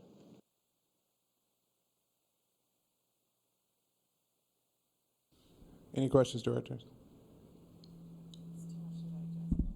Yeah, I would just highly recommend that we take this document and we'll make sure that folks have it and just dig into it. We haven't done a progress monitoring. I'm not making any excuses for anybody, including myself, but AJ, I would love to find a time just to, I think like having regular refreshers on appropriate questioning is probably going to benefit this board. So I will loop with you and figure out like what's the best way to go about doing that. And as is always the case, super happy to visit with folks one-on-one just to support you as you are preparing for board meetings of thinking through what are the things that are really going to help you have an insight into where is district performance in the areas of your guardrails. And so to the extent that anyone desires that level of support, just know that it's the joy of my heart to make time to provide that. Yeah. Yep. Awesome. Thank you very much, AJ. Any other things from directors on this piece? Go ahead, Director Sommeritz. I just want to express my gratitude to Dr. Jones and your team for doing this work, because I know a lot of work was put behind this, and I think you can tell my enthusiasm around this guardrail. I think this is wonderful work. Thank you very much. Well, thank you, and back at you, because this was the board's adjusted guardrail number 2, and you all had the foresight to put it in front of us, and so this looks like teamwork to me. So thank you so much. Thank you, everybody involved. Thank you, AJ. Okay. We will come back to the time use evaluation during our next regular board meeting when we have the evaluation prepared for our April meetings. Before we adjourn, are there any other takeaways directors would like to discuss regarding our time use?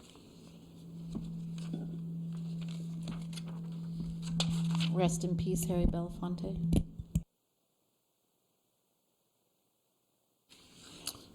Thank you for that. There being no further business to come before the board, the regular board meeting is now adjourned at 7:48 p.m. Thank you very much. Have a good night. Get home safely.